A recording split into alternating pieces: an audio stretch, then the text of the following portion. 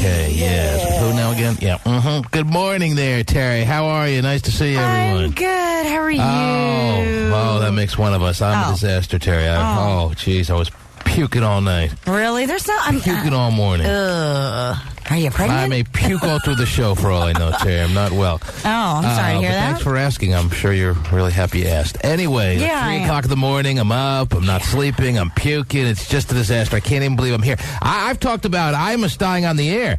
I might beat him to it, Terry. Really? And I'm a man in my mid-30s. This shouldn't be happening. No, that is true. Very true. Shouldn't be screaming like this either. No. Are there any cups of water around here or what? This station has gone so green. I'm all for going green, Terry, but they've gone so green around here that you have to drink water out of your hands around this station. It's ridiculous. What the hell is that all about? Recycle your own cup. I don't think like that. Well, I have to have one cup for the rest of my life? Yes. Is that what you're telling me? Yes. I It's have to all go about mug recycling. for water? Well, either that. Yeah. Put your little name on it. There's no cups that can't you throw them in the recycling bin and then they just come back at you like a year later or That's what? a lot of trees you're cutting down for some cups. I thought that if you throw things like paper goods and all this plastic stuff in the right receptacle or whatever they call that crap, that you're doing right. Now that's not even good enough. Now you got to drink from the same cup for the rest of your life. One cup, put your initials on it, and that's yours. That's how green they're going these days. Mm-hmm. They're really trying to eliminate any kind of. I swear to you, they took all the cups out of the station. What? I'm dying here. I got vomit in the back of my throat. Go to Bartell's. Get something. Or, Walgreens, something. Mm-hmm. Get a cup. Get a cup and call it my own. Yes. With a big old Sharpie, right? T-Man on it.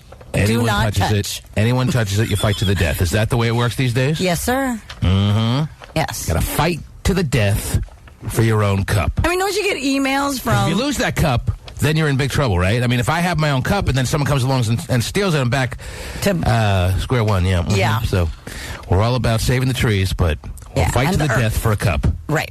Yes. Right. All right. Yeah. As I said, hey, you know me. I'm a liberal guy. I'm all about green. I'm all about... I know. I'm all about things that a lot of people that are making these inroads towards are all about, but I don't want to drink water out of my hands this morning, especially since... You're not well. Yes. I gotcha. I don't know if I've ever been well, Terry, but I'm less well than usual.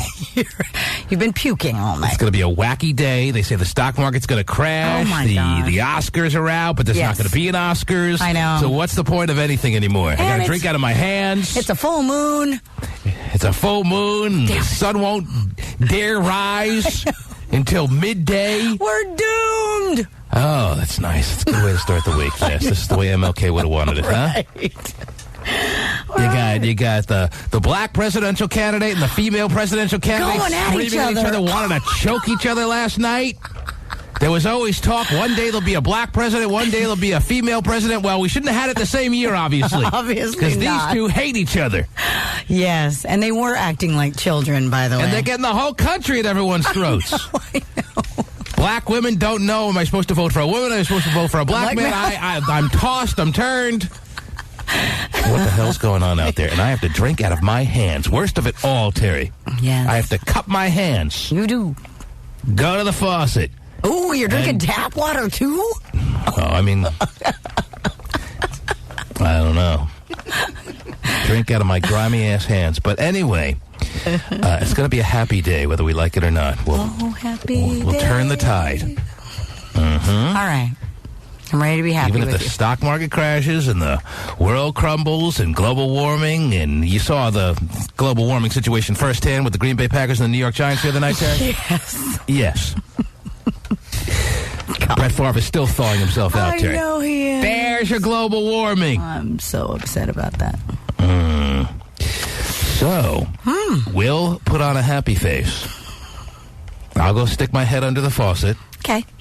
And we'll come back and get things started. Terry will give us updates on all the Breaking Academy Award news. Those nominations are out. Is that right? They are, and I have them. Juno get Best Picture or what? Juno, let's see. Get nominated? The actress, Ellen Page, got nominated. Keep me in suspense. I don't even want to know yet. Oh, who? All right. Ellen Page. Oh, okay. That's the one who played Juno, right? Yeah. You saw it? Well, don't let me know. Keep me in suspense. Okay. Ooh, hey. I've already seen the movie and I don't know who played the part, but that's all right. Keep me in suspense. Okay. And we'll be back to get things started right after these words. Yeah, it did. So in love with you. Little Fergie, Terry? Little Fergie.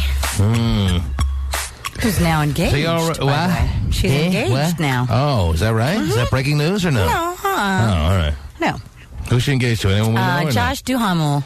That's right. Yeah, He's I in the knew show that. Las Vegas. All right, that's not new news. That's what I Anyway, told you got the Academy Award nominations. I do. But every year you read them, and every year I think, oh, I didn't see that movie, and no, I didn't see that movie either, and oh, wow, there's a whole slew of movies I didn't see, and I don't have any interest in seeing, so I don't even see the point of all this. But Okay. the nominations are out, and it's all about Juno to me, because Juno's the greatest movie of all time. But you're saying it did get nominated for Best Picture overall, because you would never consider that kind of movie a Best Picture candidate. Is that right? No, it is. It is. Yes, Best Picture. Yes. Well, I asked you that, and you said it wasn't. Well, I didn't tell you yes or no. I just said that it did. That she. I just told you that Ellen Page got Best Actress, and you said keep me. You said keep me in suspense in regards to the best. Oh, is that right? Yes. They put Juno as Best Picture. Man, what a bad year for movies. Do you want the rest of the Best Picture nominees? No, it's probably all a bunch of movies I didn't see, but Juno is the greatest movie of all time, so it's got to win. Anyway, okay. Right. But there won't be an award show anyhow, so who's even counting? Let me tell you, I want to take calls early this morning. It's going to be a weird, crazy, wacky day, and I want to hear from people out there, so I'm opening the phone lines early. Over this 3-day weekend, I'm sure somebody out there, I'm going to give you the reasons to call this morning. The only people I want calling right now are people who did something that they're highly ashamed of this weekend. And how could you do something? Somebody who did something disgraceful should call in. Okay. All right? You hear me, Terry? Are you calling? Disgraceful. You picking up the phone? Yes. And how could you do something, I was about to say, disgraceful on Martin Luther King weekend? And yet, I'm sure they'll line up around the block to call up and confess and tell us exactly. Maybe they don't feel ashamed, but they did something disgraceful anyway. Exactly what they did and exactly why it could be deemed as disgraceful. Or any other reason you want to call us, fine with me. I just want to hear from people. 1-866-663-T-MAN is a toll-free number. As you know, Terry. Not one dime out of your pocket to make that call to us. Aren't we generous? 1-866-663-T-MAN. All right, give me the Best Picture nominations. Juno and 4 others, right? There's always 5 or what? There is. All right. Terry did some quick math. Yes, Juno's up against who now for Best Picture overall for 2007? Atonement. That's the one with her and the love story, the sadness, and nobody leaves the theater happy. Is that right? I have no idea. Okay, Terry, just if it's not with Omar Epps in it, she's not interested. No, anyway. it's not it at all. I just never. Well, I don't was get a out pretty to big movie, Terry. It's like you're hearing about it for the first time. I mean, this is actually a movie. Oh. I've heard of it, but I didn't Sounds see like you're it. discussed it with me. Oh. Well, no, it's just that I have to admit, I don't get out to see a lot of movies. I think it has a grim ending, though, if that's what the one you're thinking of. I heard it's pretty brutal at the end. That's what I'm saying. Everyone leaves the theater wanting to hang themselves. But anyway, that's what movies are all about. So Atonement and Juno, 2 movies that actually are different than I just described. Movies that people actually know of, that regular people actually saw. All right. What else? I'm sure there are 3 others that... Michael Clayton. Oh. Michael Clayton, yeah. He was a receiver for the Miami Dolphins about 10 years ago, Terry, and now he finally gets his just due by being named Best Picture. Okay. What else? No Country for Old Men. Didn't see it. Sounds like a sequel to Brokeback Mountain to me. Yeah, I know it does, doesn't it? Okay. I don't Isn't know. that Jack Nicholson and Morgan Freeman, or no? No, that's the bucket list. Oh, okay, never mind. All right. And the last one is There Will Be Blood. There Will Be Blood. There will be Sounds blood. Like a great name for a horror movie, but I'm sure they screwed it up and made it some boring, artsy film or something. Actually, right? I believe it has something to do with oil and back in it's a Western type if you don't thing. know, don't speak. But anyway, I've just seen I didn't see it. commercials of it. I think I've heard of it, and it didn't sound like anything I was interested in. But anyways, again, it should have been a horror movie where at least 73 people get killed through the course of an hour and a half, and they screwed it up. They gave it a great name and didn't follow through with a great movie. But anyway, Best Picture nonetheless. Right. So those are the 5 nominations for Best Picture. Juno being one of them. Yes. And the girl who played Juno is nominated for Best Actress. I'm going to say yes if her name is Ellen Page. Yes. She's going up against, you want the rest of them? No. For the actresses? All right, then. That's fine. I got all I need. All right. I think. Okay. 1-866-663-T-Man. Let's start with Brianne, who was called in. Is it Brianne? Good morning, Brianne. Good morning. How are you, baby? I am not great. Well, that makes about, at least 2 of us. I can speak for myself only. Does it feel like a weird day to you, Brianne, or what? I'm going to cry when I talk to you guys, so I hope you guys are ready for this one. Well, again, that makes 2 of us, because I'm crying, as I did, cry myself to sleep. It's never ended as far as through the night and now through this morning. So, don't feel alone. You're in good company, I guess. Why are you going to cry? What's happened to you? I've been with a gentleman for about 3 years, and I'm only 19. And he's kind of all I've known, and me and him have been through a lot. And this weekend, when I went over there, we got into like a little argument or whatever, and I grabbed his phone and proceeded to leave with it. And the next thing I know, I see 4 different girls that he's been sleeping with. Oh, jeez. Well, how do you know he's been sleeping with them? Just because they're on his phone, you assume? She called them. Really? All 4 girls and check. Yeah, I've been sleeping with him for this long. I've been sleeping with him for that long. That's what they were all ready to admit when you called them? Basically. And I know. Is any girl... If I was to be sleeping with any girls out there, Terry, maybe I'm not. Right. But if I'm to be sleeping with any girls out there, and again, maybe I'm not. Maybe. I would put the fear of who knows what in them. Why are these girls that Brianne wants to claim are so quick to rat this boyfriend of hers out? Why are they so quick to do just that? Why are they so quick to rat this guy out if they're truly having sex with him like they claim they are? Because they probably all feel that they've been duped, and also, not only do they feel... never know she's been duped until she's been screwed 500,000 times. But listen, who knows how long he's been screwing them? To figure out. Is it rocket science? Oh, I'm sorry, I had to get it out there. Yes, go ahead. As far as any of them know, any 5 of them know, he could have been screwing all of them and carrying on a relationship for, a number of years. She thinks she's the only one for the last 3 years. Who knows? And they all figured it out at the same time, so they all decided to rat him out. No, this is not the first time. No, he's got a history. Well, then that's your fault. Yeah. Well, then that's your fault if it's not the first time. Who should you blame? Who should you blame if it's not the first time? Okay, then. When are the tears going to start? I want to hear the crying begin. I'm really trying to hold back. You guys have whatever. I don't think you're really that upset. I don't think you're really that upset. I think you're full of it. I think you're going... I am upset because he didn't take my health into consideration. My health into consideration. So he should have, even though he wants to screw as many random women as he can, he says to himself, or at least he should have, my girlfriend's got some health problems, so I gotta ward off my animal instincts and do what's right by my girlfriend who's not healthy. I'm not an unattractive young woman. If she was as healthy as a horse, I'd be screwing everyone. No, that's not what I mean. No. I mean, I wish that I just have some health issues that I wasn't able. I was 4.5 months pregnant with his child, and I had to abort it because I would have miscarried at 7 months. So Says who? Says who? How can you forecast that you would have miscarried at 7 months? I would have miscarried eventually because of where the baby Whatever. was. It sounds like somebody had some last-second regrets and is trying to justify their late-term abortion. No, No, that was 2 years ago, and it was. Oh, ancient history, so we'll forget about that. Yep. But let me bring it up in conversation. Right. So you think your boyfriend should be faithful to you, not because he respects you, not because he loves you, because you have health issues that makes him a bastard for screwing around on you. No, he should respect me, and he should. Well, I mean, you just said that you're really down on him because he's screwing around on you because you have health issues. Because I'm honestly, I guess for the past year now, I haven't really. I'm so comfortable in the relationship that I've just stayed in it when we both know that we need to grow if we are ever going to be able to make it work. And I take the blame saying I was naive. But all right, stop regurgitating all the things your counselor has told you. You sound like a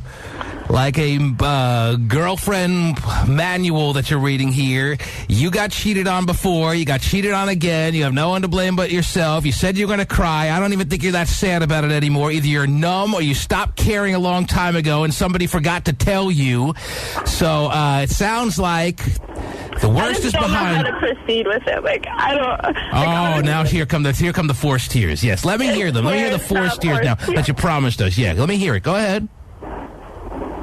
Go ahead, Leanne. No, I mean, honestly, honest to God, I care about this person more than I think anybody would ever know. Well, then stop. Stop caring, because he doesn't care about you, obviously. No. But go ahead, continue on. And it's kind of I'm stupid enough to, I would even take him back. And he finally sent me an email saying, I'm sorry about everything you found out. Why aren't you sorry for what you did? But I figure if he was sorry, he wouldn't have did it the second time, nor the third time, the fourth time, fifth time, sixth time, or seventh time. Well, don't forget the 8th, 9th, and 10th. I went to dinner with one of the girls that he was cheating on the night that it happened because I wanted to know everything. So you bought her dinner just so you could get all the details? No, I didn't buy her anything. Oh, you wouldn't succumb to that. I didn't even eat. I haven't eaten in 3 days. I'm well, there's the silver lining. You're losing some weight. Wow. That's something to look forward to there. Yes, the scale will be much more of a happy place for you to get on. Anyway, as I said, and I truly feel that this is the case, you don't sound as invested in him as you want to convince yourself you are. You're not crying genuine tears, it sounds like. It sounds like you're just going through the motions. This is somewhat forced, and you stop caring about him. But you, as you said, are comfortable with him, and this isn't as big a blow as you want to make it seem. You're going to be all right now, and everything's going to be fine. This is just the normal process of moving on with your life, all right? Okay. So stop making it like this is a major catastrophe, okay? But I think it is. This relationship was over a long time ago, and you know it, so stop playing. All right? Yes, sir. Okay. I hope you feel better soon. Okay. You will. I hope. Goodbye. She's already laughing. Way to go. Those were such bullcrap tears. My gosh. Was she trying out for some part somewhere or what? Does she even know how she truly feels? Probably not. A little confused. Does she even understand what's going on in her own system? Doesn't sound like it. When I told her she forgot to cry, all of a sudden she's like, oh, yeah. Please. You and your boyfriend stopped caring about each other months, if not years ago. So stop it. Stop wasting my time. I think all these girls, she wants us to believe that she called 4 girls after she wrestled her boyfriend's phone away, which you what? Which I believe. Oh, absolutely she did. Well, maybe it's just the situation where nobody told anyone about this memo that's been going around, but girls have just decided that if any other girl calls them asking about any guy, whether they know him or not, they're just going to respond in the affirmative. Yes, I'm screwing him. He comes over all the time. He always talks about this girlfriend that any chance he can get away from, that must be you. He comes over to screw me.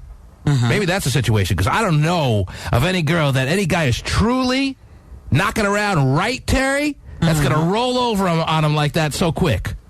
Are guys just so bad out there sexually that women are just ready to roll over on them?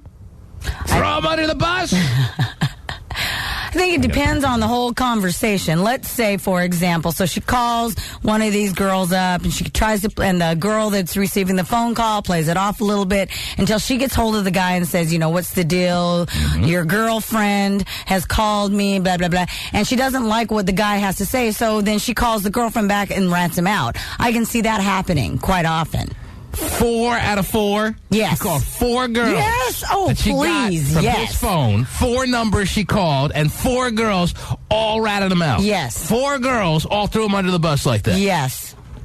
Not in my world, Terry. Well, no, you're right. Probably not in your world. No, not on this planet. Oh, well, all right. That's my world. Okay. I'm not talking about my personal world, even though definitely not in my world. Well, in your but not in even the overall world. That's my world.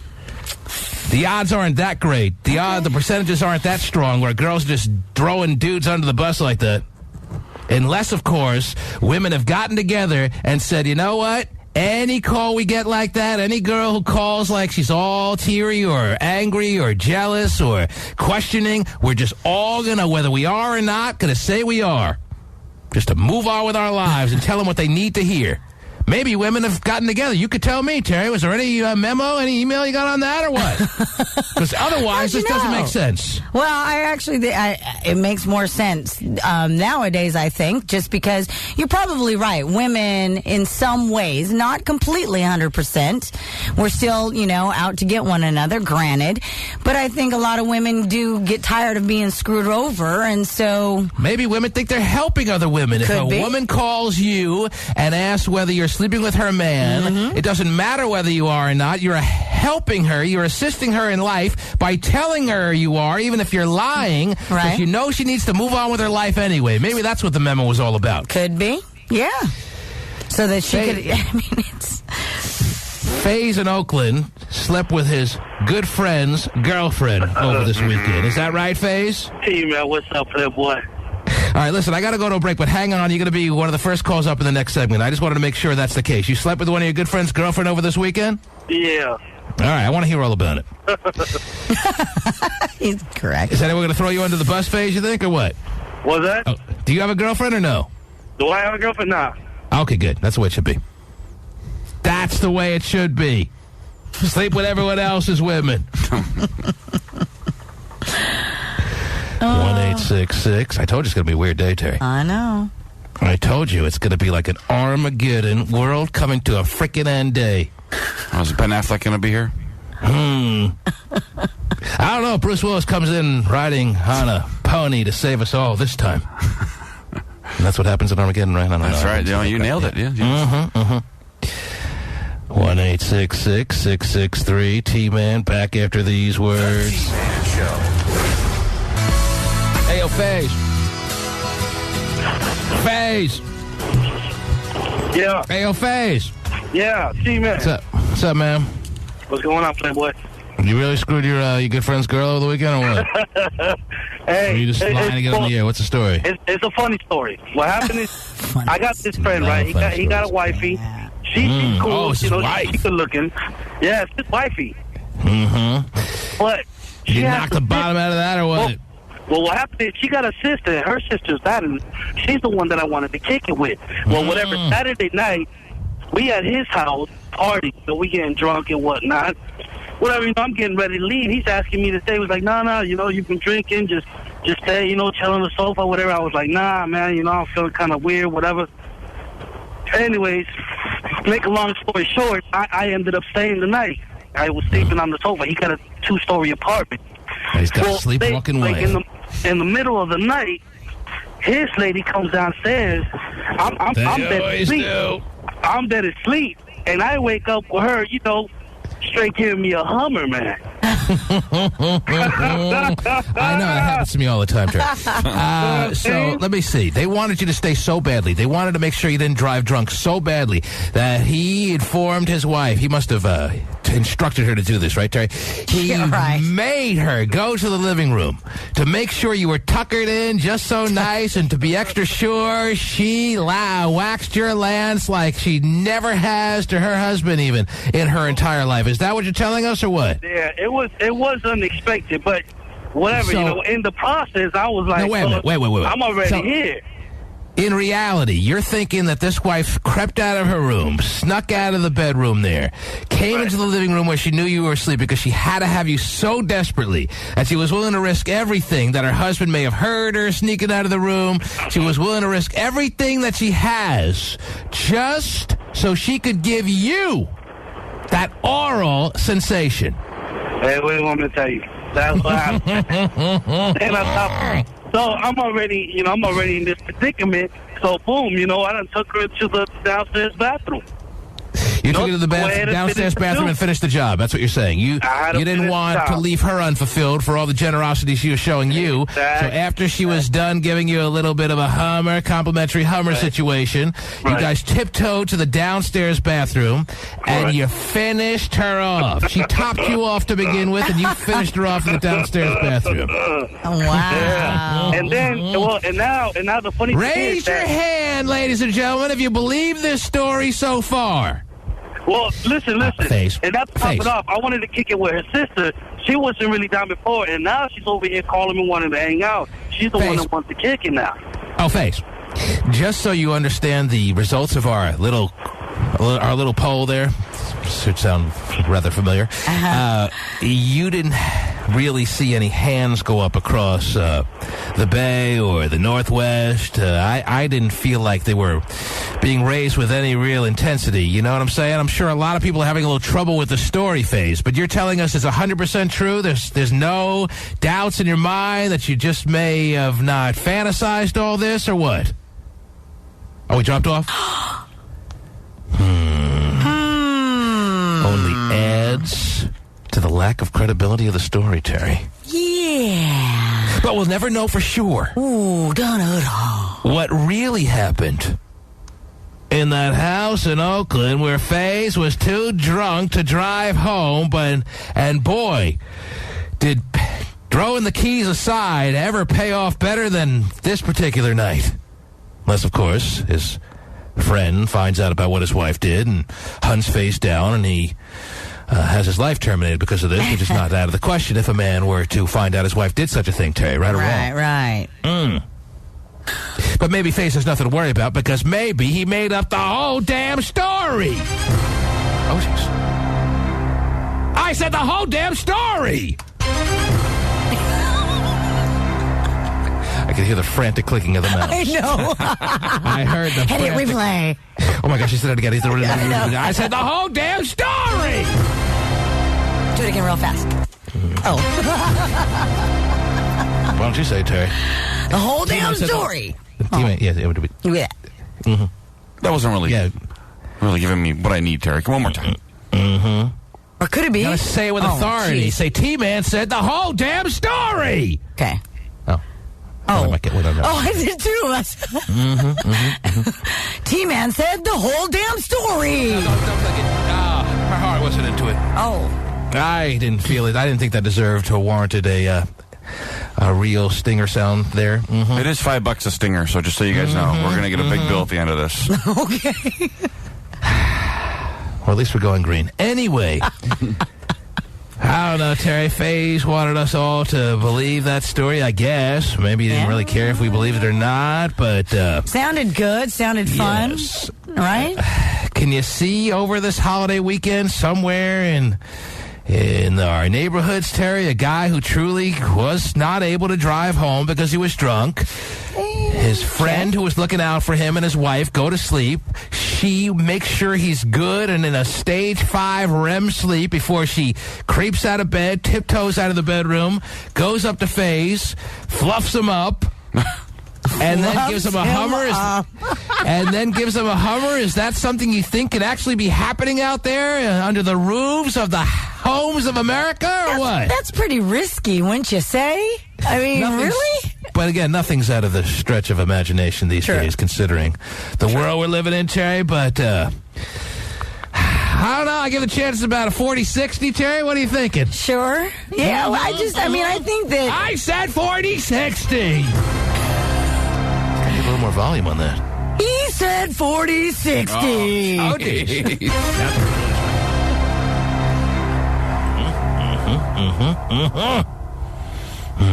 You ever been woke up to that happening to you? I hear about that happening to guys all the time, but never had it. Well, not for you mean by their spouse or anybody. Anybody that they went out partying with. I don't think the spouse is the one that's really feeling the need to wake up her husband with that kind of activity, Terry. That's the kind of thing for first or second month girlfriends, and then it starts to fade away. You know, the first or second month girlfriend is really into the guy, really wants to keep the guy excited about her and all that she has to offer. That's when you get the I'm awoken to the complimentary Hummer situation. I said situation. Oh, you're killing me. He said situation. I need Terry doing it, too. I was just like, I have to say. Yeah, I don't think too many wives are... hey, maybe there are a couple. Yeah, there could be a few. Yes. Still trying to thrill their husband a little bit. Keep them interested. Give yourself a pat on the back if that's who you are out there. If you're a married woman and if you've woken up your husband recently to the throes of unbelievable fellatio-type passion like that, then more power to you. Yes, you deserve the carpool lane, even if you're driving alone this morning. I said the carpool lane. So if you see a woman alone in the carpool lane, don't get mad at her. Don't report her to 555-HERO. Just know that she is entitled to that lane. Anyone who's calling that number, by the way, deserves to be immediately just beaten badly. Did you get reported once? Any woman who's driving alone in the carpool lane this morning should realize that all the guys are following you to work because they know that you've gotten the clearance from T-Man to drive in that lane because you're the type to, even though you're married, awaken your husband to the complimentary Hummer situation. I said situation.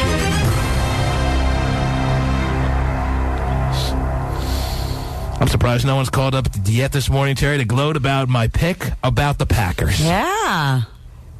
I know. Here I was, basically saying it was a 4-star lock. Not a 5-star lock, Terry. I didn't get a 5-star lock. A 4-star lock that the Packers would cover the spread. Not just win, but cover the spread against the Giants. And, well, I got so many relationship problems on the line right now that maybe those people are trying to get through and they can't make it on the phone lines. But I thought they would be there waiting for me when I came in the door because, obviously, it didn't turn out that way. The New York Giants going to the Super Bowl make me sicker than I already am. My gosh. I know. And Brett Favre more worrying about his out of his nose than he was really the football game. I mean, did he turn out to be a non-cold weather quarterback or what? I know. I was surprised. The guy may have been playing in Green Bay all his career, but he looked like he was really way too bothered. I know minus 2-degree temperatures is something that's going to bother you. But could you stop blowing your nose for half a minute and start focusing on the game, please? Yeah, but you know the older you get, the colder you get. I mean, think about old people. They're always cold. Yes, that is true. That is true. It's a good point. He is one of your very much senior citizen type quarterbacks. And, hey, the cold weather, that's my excuse for having the wrong pick, was the great equalizer in this game. Obviously, Brett Favre wasn't comfortable. The running back, Ryan Grant, who had been doing such great things, obviously mailed it in. He didn't like the cold. And the Giants, such a professional team that they are, just worked their way through it, didn't they? They did. Didn't they? I said didn't they? You should just bring the sounder to your house. Oh, I have it in my house. Okay. And by the way, it's a lot louder and more effective in the house than it is on the show. All right. Russell, you're on the air. Hello. That's great. Not really. Hello? Yes, Russell. Hey, how you doing, T-Man? Pretty good, Russell. What can I do for you, sir? Well, I said, what can I do for you, sir? Oh. Yes, Russell. I've been having a problem with the girl, you know. All right. That I've known for since 2002. So that's quite a while. You obviously have more than just a... you probably have a nice entrenched friendship, and on top of the fact, I'm sure you're giving her the muscle of Russell. Is that right? I said the muscle of Russell. Yeah, and here's the situation. I met this person, and it was a healthy person to be around, and we started going out, and everything was good. At the time, I think you need to clear your throat again, Russell. Go ahead. Yeah, there's still a little loogie left on the back of your throat. Go ahead. He's prepared to sing, so he needs to... Yes. You've only cleared your throat about 6 times in the first 2 sentences of your description of the situation, so I think you need to clear it one more time. Go ahead there, Russell. Yeah, it's been an off and on situation per se. Oh. We have separated like three times, and we've been back to the same situation. So, needless to say, are you there? Yes, I'm right here. I'm listening to you, believe it or not, Russell. Go ahead. I think he just wants acknowledgement. I got so far what you're telling me. It's an endless cycle of kind of humdrum days with this girl. Is that right or what? That is correct. All right. So what do you need from me? I need your I need your opinion. I need your input. Okay. I think she needs your input there, Russell. But it's the same old input. And that's what they're getting tired of. What advice do you need, Russell? How can I help? Ask the question. Whatever question you need answered. Ask it now. Oh, jeez. Russell. Uh-oh. Oh, wow. What did I say, Terry? You just asked him to ask the question. Just trying to get him to the point. Do you have any wonder now why his relationship is just spinning and spinning and not making any headway, just spinning on ice, or what? Wow. His relationship wheels just spinning in place? Any wonder? No. Where's the backbone, Russell? Couldn't even ask the question, Terry. No, that's all you wanted was the just question. Trying to move him along a little bit because I couldn't really have the time for 17 more throat clears and any more descriptional little areas of his relationship that we didn't really need to hear. I just wanted to hear his question that he needed advice on, and I guess he got a little upset. Yeah. Wow. Interesting. Do I need to be more delicate with people like Russell or what, Terry? I didn't think you did, but I guess so. Christina. Yes. In Tacoma, good morning. Good morning. How are you? Fine, how are you? Pretty good. What the hell happened to Russell there, do you think? I mean, that wasn't a situation where his cell phone just got disconnected. Christina? No, I think he just hung up. I think he just got, I don't know what happened there. Yeah. I think he had to go clear his throat a little bit. What can I do for you, Christina? I called to tell you the most disgraceful thing. I'm sorry, I'm going to hang up on her now, Terry. I'm lost. What? She's calling to tell you the most disgraceful thing. Oh, the disgraceful thing. Okay, Yeah. Go ahead. Okay. So I found out that my boyfriend cheated on me. So I went to the Long bar time overdue, and but go got... ahead, yes. Huh? Never mind. Okay. Yeah. So I went to the bar and got drunk. I had sex with someone totally different than my boyfriend, and the condom broke. So for payback, I went to my ex-boyfriend's house and made him go down. I bet that tasted good on him. Yes. And I'm sure he didn't have to worry about where he was going to get his riboflavin the rest of the day. That takes care of that. So that is covering a lot of categories of revenge. Yeah. There you go. Now, what was the whole part of it where you went and the condom broke with some random guy? Why was that just tossed into the mix here? Because she went back to her ex-boyfriend's house and they had a little session.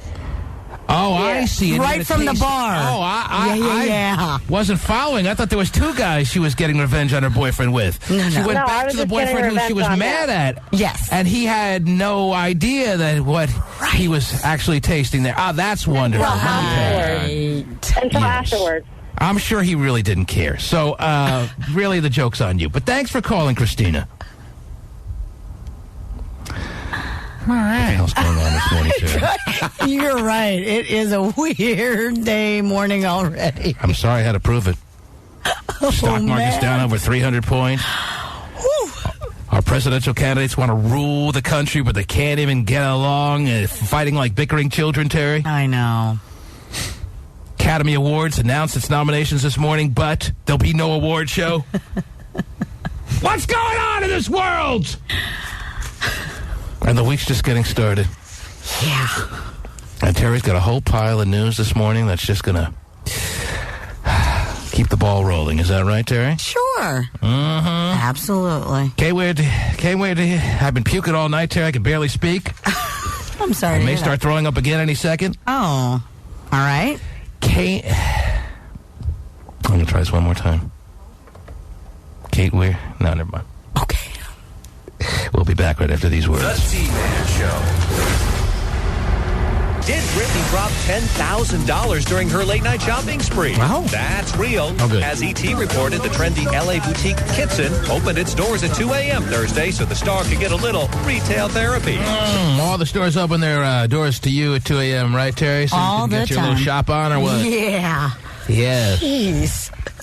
And $10,000, this is the most outrageous number that anyone has ever spent. Do you think they were a little disappointed they opened up at 2 o'clock and got $10,000 spent by Britney, or they were more than happy and satisfied? Well, I think sure they were more than happy.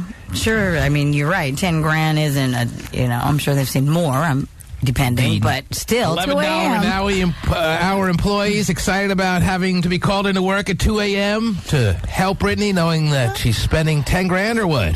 Probably the manager has to. Yeah. The manager has to do it themselves, right? Because they're not going to ask some $12 an hour employee to come in at 2 a.m. So was it worth the retail place's time? I guess at the end of the day, with the notoriety, the publicity, and $10,000 at the bottom line, obviously the answer is yes. But I bet you they thought she'd spend more. Yeah, probably. I bet you when she left and they rang the register and they were like, $10,000. They were probably a little disappointed. Well, they didn't see all the crap that she shoved in her bag on the way out. She had Winona Ryder with her. Dennis Rodman would have spent at least $500,000, that's for sure.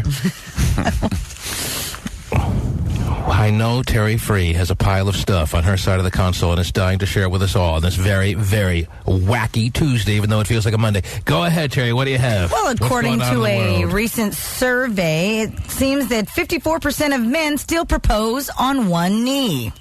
Oh, the one knee thing. The one knee thing. One knee thing is still happening amongst the men out there. That's pretty much the gist of the story. Is that right, Terry? Well, yeah, not only that. It seems as though that 44% of men still ask their girlfriend's father for permission to marry their daughter. So, yeah, so still kind of going the old out school. There? Is that what you're getting at, or what? No. Old tool? Oh, was that what old school. Oh, going back to the respect of, the parents, etc. Men getting on one knee to propose. As long as women are still getting on two knees, Terry, then I think men are fine with getting on one knee, too. Let me think here how I feel about that, because you kind of... Well, how did you do it? Did you get down on one knee? No. Did you ask permission? I got to be honest. I did call her dad and ask for permission like a gay boy. But, I don't think that's gay. Somebody in her family told me to do that. It wasn't my idea. I wouldn't have thought of it myself, so I did it. Yeah, it was a nice moment. He cried. No, not really. Anyway. Okay. It's always a little awkward. Sure. But, a little awkward. I didn't Did you, get on one knee. Now, I'm just wondering as to whether guys should still be getting on one knee, whether I feel weird and think that these days should be coming. I mean, let's be honest. Do you really think that men should be getting on one knee in front of a girl that the likelihood is they're going to be in divorce court 2 to 7 years later, Terry? Jeez, why do you have to think like that? No. Let's be positive. Like anything. Don't talk to me like I'm some pessimist. I'm just going on the data that's out there. I understand the data. It is a fact, and you know it better than anyone, and so does everyone else out there. Nobody is hearing for the first time this morning that the divorce rate is well over 50%. That has been the case now for a number of years. Mm-hmm. So don't say that I'm being all kinds of doom and gloom and pessimistic here. I'm just talking about the facts. And the facts are that girl that you're getting on one knee in front of, more likely than not, you will be in divorce court in the next 2 to 7 years. So knowing that is a very decent probability, do you still want to get on one knee? Or maybe you should save the one knee moment for your 50-year wedding anniversary and not before, and thanking her for allowing you to live a life where you could tolerate each other and you had a great situation together for 50 years. That's when you should get on one knee. But maybe if you don't get on one knee, she'll think you're not serious. Yeah, that's why true. you divorce. Mm-hmm. That's why you got divorced. It wasn't all the fights. It wasn't all the girls you screwed on the side. It wasn't all the lazy little comments that you threw your way, the good-for-nothings, the why don't you go out and actually bring some money home. All those things had nothing to do with why you got divorced. It's all because she can't get over the fact that when you proposed to her, you didn't get on one knee, so she never took you seriously, and that's why 7 years later you're getting divorced. Never could get it out of her mind. Okay. Weren't serious anyway. What do you care? So you think that any guy who doesn't get on one knee shouldn't be taken seriously as far as his proposal? I say you got to, do the best you can and use everything in your arsenal, and that definitely can't hurt. Sounds like somebody got on one knee when he proposed to his school teacher wife. I did, yes. I had to get help, getting up, but I did. I thought you were supposed to. No. Well, you just look him right face to face. Will you marry me? Sitting on the couch, you just look over at him. Yeah, I know. Scratching yourself, going, "Hey, man." No, you speak clearly into the phone, and then you you make sure you don't get call waiting. You turn that off, and it's all romantic like that. Anyway, text him, "Will you marry me?" Make sure you put a smiley face. That's right, or the wink. Anyway. Oh man, actually, really? I think that's good. Do you think, Terry, you're all for the one knee thing? Or do you think maybe we should realize it's a little old school? I like the old school, though. Yes. Hey, I'm not going to sit here and say guys have to end the one knee thing. It sounds unnecessary for me to sit here and pound the table for, So whatever. Right. Guys want to get on one knee, that's fine. Just remember that moment when you're sitting dividing property in divorce court a few years later. Wow. Flash back to your get on one knee moment and think maybe it was a little much. But you want to start out with the best intentions. So get on one knee and give it a go. Yes. Okay, I'm all for it. And another little finding in this survey. Oh, there's more. Yes, there is. You got to pile more onto this humiliating crap. Found that 57% of the men cry when she says yes. Oh, jeez. Here come the tears. There goes the quivering lip. Oh, my God. So let me see if I got this straight. First, yes. You call her daddy. Yes. And you tell him how much you can't wait to be related to one another and have every Thanksgiving together for the rest of your lives, even though this is all lies, and how much you respect him and his family and his daughter, and how you're waiting till the wedding night to have your first sex with her. I'm sure you say all these lies when you really knocked her inside out in the first hour you met her at the club, and her head was halfway out the car door laying on the gravel when you were pounding away on her. You don't tell them all that. Then you get on one knee to propose, and then when she says yes, the majority, what percent of men cry, did you say? 57%. Darn near 60%. More men cry after they hear yes than men who get on one knee. What percent of men get on one knee? Well, 54%. Well, it's a mere 3%, really, yes. But still, over 50% of men, not only do they cry, but they also get on one knee. I guess that's the best way to look at 3% of men don't get on one knee and just cry while standing. A fully erect cry. At least as far as standing's concerned. Weren't you a little moved? Did you kind of well up a little bit, or are you like, okay, cool, set a date and let's roll? I don't remember. Really? No. I don't remember crying, that's for sure. Maybe I should have cried. Maybe I can go back in time. I didn't do it right. I didn't get on one knee. And I didn't cry. I was like, okay, cool, what's on TV? Okay. I don't think I did that necessarily. I don't remember what I did. And again, I'm not going to sit here and say that all this has got to go by the wayside, but I don't know. I thought we're kind of moving on in the world. Well, I think we are moving on, but there's nothing wrong with still... I'm not saying there's anything wrong with it. Being a little old-fashioned. I'd like to know what the listeners think. If they think there's anything wrong with it, I want to know if guys out there would like to. Because I think either all guys should get on one knee or no guy should get on one knee. Either all guys should cry. I know we all have different personalities. Not really. We're all pretty much the same. I know we all have different little attributes to ourselves. But let's make a deal right now. Let's make an agreement. Let's come to some conclusion here. Either all guys who are going to propose to their girlfriends at some point in the future, and hopefully it's the distant future. Again, I'm not being pessimistic there. I'm just trying to maximize everyone's life to the fullest. And to maximize your life to the fullest, because you only get one go at this world. Unless you want to come back as a deer and live it right. No, not a deer. They don't have good peripheral vision. They always get hit. Something else. That is so true. Maybe come back as a bath towel. I don't know. You'll have a great life. A bath towel? Depending on who buys you. Reincarnation, I don't portray myself as knowing. For who? Like someone like Kathy Bates or something? It is. No.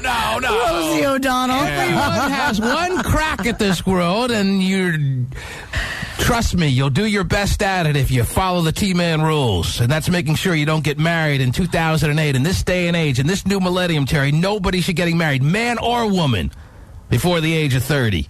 But when that time comes, the question is, should every man get on one knee to propose to his girl? Or should no man get on one knee anymore? Is it too much of a humiliating act to get on one knee when the likelihood is that you're going to be in divorce court just under your breath telling her how much you hate her the whole way through the proceeding? Now, I know you don't like to think that when you're proposing, but for more people than not, that is the way it's going to end up, unfortunately. Now, maybe if the divorce rate comes down in the future, we can reevaluate this, and then we can all decide to get on one knee again. But until that divorce rate, Terry, gets down below 50%, I say we all stand and propose. Even though I'm not against one knee, Terry. Oh, all right. But you just want a fine line. Let me clear. I want a definitive. Yes, I want everyone to agree. I think we all have to come to some conclusion, and we all have to stick by it. Okay. Because for the 47% of men who haven't gotten on one knee, like myself, we feel like we've done something wrong now. I'll tell you what I did, Terry. It was the holiday season, so whoop-de-doo. I wrapped up one of the presents, and she opened it up, and it said, "Marriage for Dummies." She looked all confused. She turned to me, and I popped open the ring. While standing on 2 feet, though. So that's a little special, wouldn't you say? Come on, give me something. Yeah, it is. It's very unique, yeah. How romantic, different. Come on. Yes. Yeah. Yes. All right, it's kind of weak. Anyway, 1-866. I mean, were you like in a living room? Were you, I mean, opening presents? I assume you're at home. And yes. Yeah, okay, got it. How do you open presents on Christmas morning? You open presents I would go to a tree, right? I would go to a parking lot somewhere, an abandoned parking lot, and sit there and That's do it. right. In a dark alley, we were opening our presents, and she opened one of them, and it said, "Marriage for Dummies." She looked up, and there I was in the alley with the moonbeam shining on all the rats and the tin cans that were laying around, and I proposed to her. Love. Well, good. Sounds romantic. Angel would like to chime in. I want to get a read. Again, we have to come to some agreement amongst all men as to, from this day forward, whether we're going to be one-kneers or non-one-kneers. Maybe Pasty one day will get married. Of course, he needs a date first, Terry, for the first time in his life. But one day, maybe he will be getting married. He needs to know what the status is. Angel, are you there? Yes, I am. Oh, a female's point of view. I thought I was going to get only men on this, Terry. But we'll hear from a female as far as what her perspective is on this. 1-866-663-T-MAN is, of course, a toll-free number for men. I thought I was just going to get a man lightning pole here, Terry. Right. 1-866-663-T-MAN. But if Angel wants to chime in on this, feel free. Go ahead, Angel. Well, I think that when a guy proposes to you, I don't think that he should have, like, all kinds of people around. I think it should just be you and him. And I don't know about the whole knee thing, but if you don't need a big old, you don't need it to be a big old scene, is what you're saying. Not really, no. Doesn't have to be some dramatic scene. Just say what you got to say, and let's move on with the day. What if you want to say no, and then you have to say no in front of everybody? That's not cool. Hey, what about all the pressure, especially with this very popular still, believe it or not? You think this would have been a thing of the past where the guy at the game on the Jumbotron with the team mascot and the... Not so much. How does she say no? You get on one knee. You've already called her dad. The dad gave permission. How is the girl supposed to say no, Terry? Maybe a lot of these marriages that lead to divorce, that have the divorce rate over 50%, all get started because the girl really wanted to say no, but you went through such a production. How could she say no? You say yeah, and then after you leave, you smack him and say no. Wow, really? But the bottom line, Angel, is you don't need any guy getting on one knee. You're fine with him standing and proposing to you.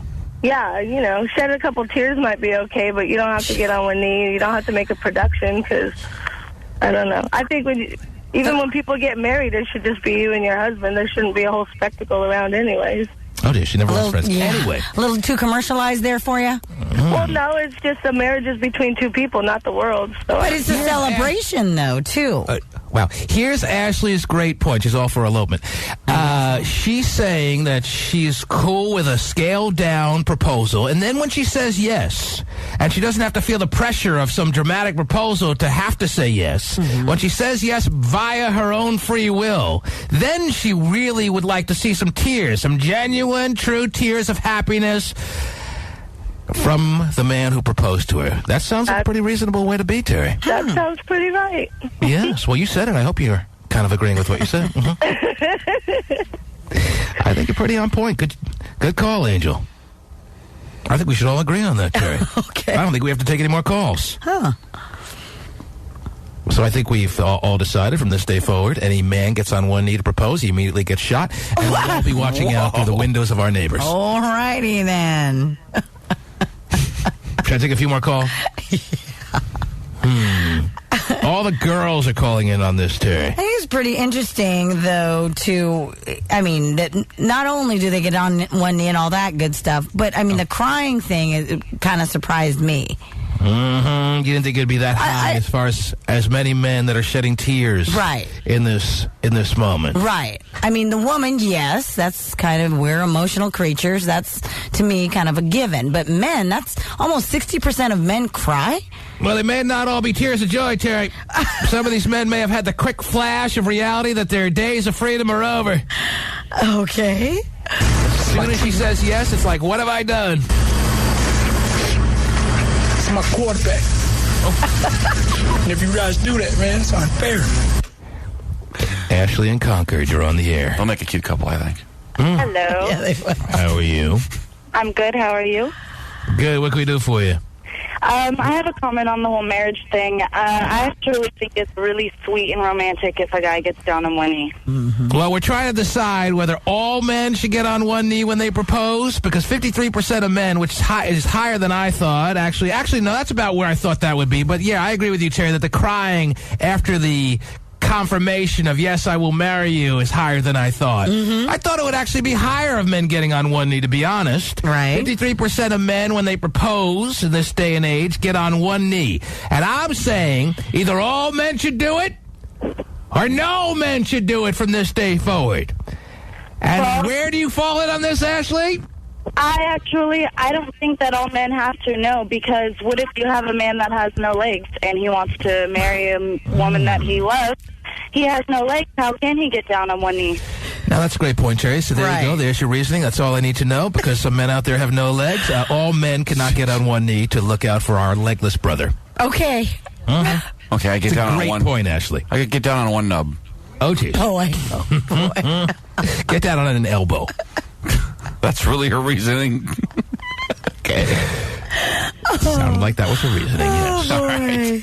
Everyone has an opinion. I think she's missing the exercise a little bit here. Yeah, you may be missing the point of the exercise, and we really would like to come to a true conclusion so men can know what to do starting today and forevermore, at least until the divorce rate goes below 50%. And I want that to be a very relevant part of this discussion and should factor into your conclusion. Chris in Palo Alto, where do you stand? Hey, T-Man, good morning. How are you, my friend? I'm doing pretty good.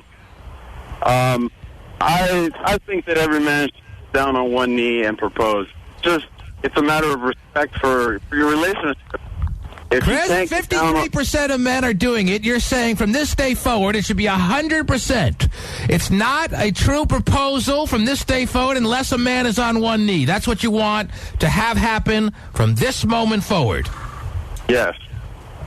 And why do you say that? It's a must. I mean, it's just, marriage is a commitment, supposedly for life, right? And if you can't give it enough respect to just, get down on one knee, just, how much pride do you have to have in front of your partner in order to get down on one knee? If you can't do it, it's like, why bother getting married? Mm-hmm. Right? Whitney. Yes. In Seattle, you're on the air. Hi, T-Man. How's it going? Pretty good. I want to know if it should be 100% or no men from this day forward. What's your take? 100%. I think that all men should get down on one knee. I just think that, with the divorce rate especially being so high, why would you not want to, take it seriously and try to do it right the first time? And you're saying that's getting off on the wrong foot if you don't get on one knee. Getting off on the wrong foot, so to speak.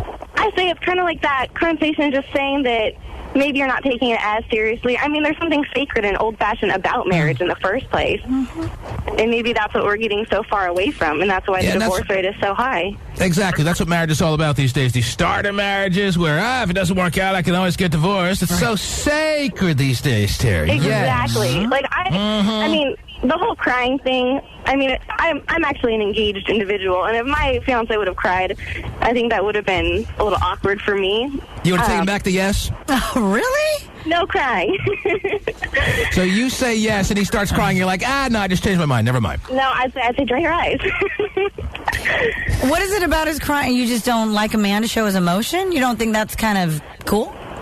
No, a man for his emotions, I don't know. I didn't cry when I got proposed to. I guess maybe it's that I'm not an emotional person. I was excited. She doesn't want to be married to a wuss. Okay, then. Matt in Portland, you're on the air. Matt. Oh, yeah. What do you got? Well, basically what happened is the first time I proposed to somebody, I did it on one knee. Exactly. Yes. I did it on one knee, and then she cheated on me 3 months later. Wow. And then the person that I'm married to right now, I proposed without kneeling. And how's that working out? It's working good. Wow. You don't really think there's a correlation, though, do you? He seems to be trying to suggest. He seems to be offering to us that he had a better experience, at least, with the non-one-knee proposal. It's worked out better, so maybe he's thinking there's something to not getting on one knee. Maybe it's already starting the marriage off with just a tad of humiliation. I don't know. Getting on one knee is kowtowing now. There's nothing wrong with kowtowing to the person you love and showing respect and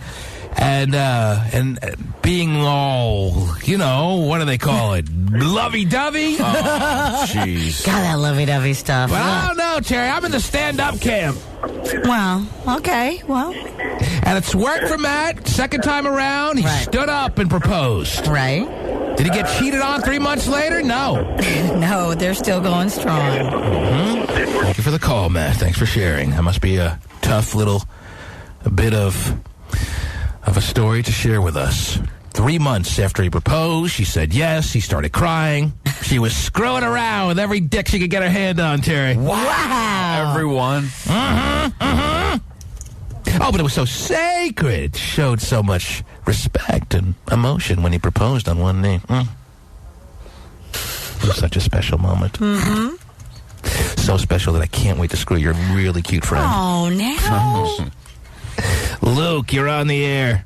What's happening to you, man? How are you, sir? I'm fine. Just driving to work. Thought I'd call and chime in a little something on the whole down on one knee thing. I'm dying to know your perspective, Luke. What do you got? Stand up. Stand up the whole time. If things are so important that you had to get on one knee for everything important, every husband that buys his wife a truck, she should be down on one knee asking for a new car. Huh? How does one knee in a car? Well, if things are important, you got to, respect stuff. People respect new cars. If husbands buy their wives new cars, they should be on one when they ask for one of those. I see the parallel, Terry. I'm having trouble why you're not finding the fair equivalent there that he's making.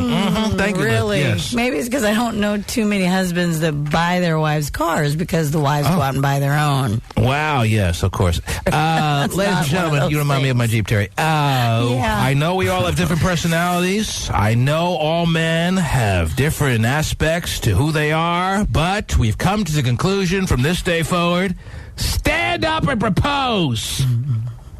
Because then at least, Terry, if it does, unfortunately, wind up in divorce court, which the statistics say it will, and that's really a sad state of affairs, but it happens to be the case, you don't have to flash back to the moment you got on one knee to that frickin' slut. Wow, really? Because that's what you're thinking about it when you're in divorce court, Terry. At least you don't have to have that memory. Okay. Maybe getting down on one knee kind of gives her the idea about getting on her knees, you know. Ooh, I never thought about that. Or maybe it doesn't really matter after all.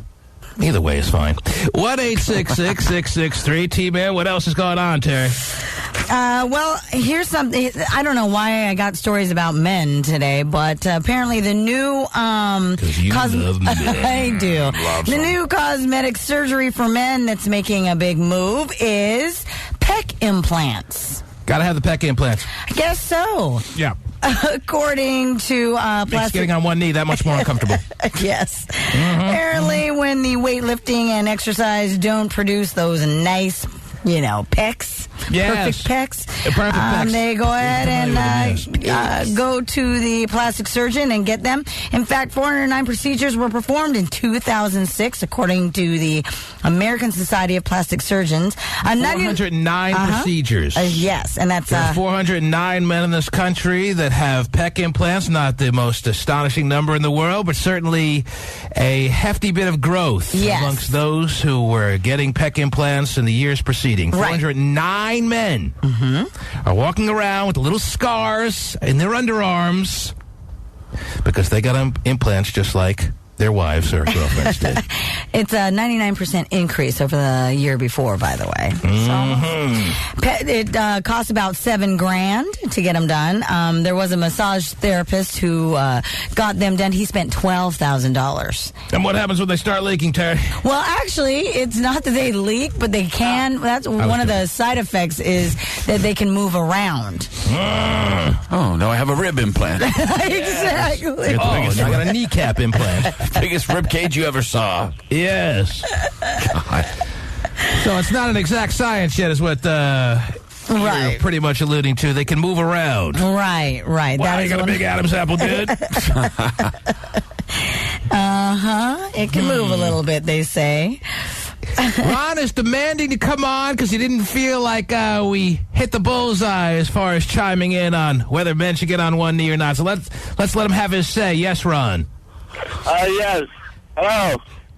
Hey, T-Man. How are you? What I think about it is that if you're going to get on one knee, you might as well go ahead and get on both because it's like begging, and I don't think you should do it. So you think it's the equivalent to begging? A man who's proposing on one knee is showing a side of begging that isn't necessary as far as what you're actually doing. You're proposing marriage, you're proposing a future together, and why don't you hold out a tin cup while you're at it is what you're saying. There shouldn't be any begging aspects as part of it.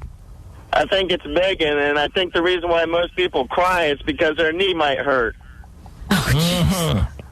Why don't you hold up a sign while you're at it, Terry, and say, we'll work for marriage. It's panhandling. It's begging. I had a sandwich board on when I asked. It's unnecessary. I know. As I said, it probably doesn't really matter after all. You know what I'm saying? Right. Are you done with my pec talk? What if you could have one of the three that you mentioned, Terry? You mentioned the crying after the proposal. 50%. What was it? 57% of men do that. Right. 53% of men in this day and age get on one knee to propose. And what percent of men will call the father prior to the proposal? 44%. What if you could only have one of those three? Let's say you get married again in the future, heaven forbid, Terry, and the future husband is capable of only doing one of the three. Which would you most like to have as part of the proposal experience? Would you most like to have him call your dad to ask for your hand in marriage? Would you most like him to get on one knee? Or would you rather him cry after you say yes? You can only have one of the three. Which one do you want? Wow, I need a little bit of time for this. Oh, That's a tough little three there. The lady is asking for some time. May we have some time for her, please? Here's your time music. Propose on my knee, cry. I have a couple of questions before she answers them. Oh, jeez. Okay. All right. Kill the time. Questions. Let's hear your questions. Well, is this Terry's third marriage we're talking about, or are we talking about her first marriage? You know, I can't put it in terms where she has to have that bitter aspect to the scenario. So, you know what? Let's make Terry... First time? Let's put you in the mode of the 20-year-old girl who's looking forward to her marriage. Okay, all right. The way you would be if you actually had to get married a third time. It would be just a nightmare. So you're not going to ask her dad after the third time, right? That's right. Let's have you slip into the shoes of a 20-year-old girl who's looking forward to, like, hopefully 8 to 10 years later, some guy's going to propose to her, but you can only have one of the three of those aspects. Representing her, Terry, which do you think she most would want to have and should have?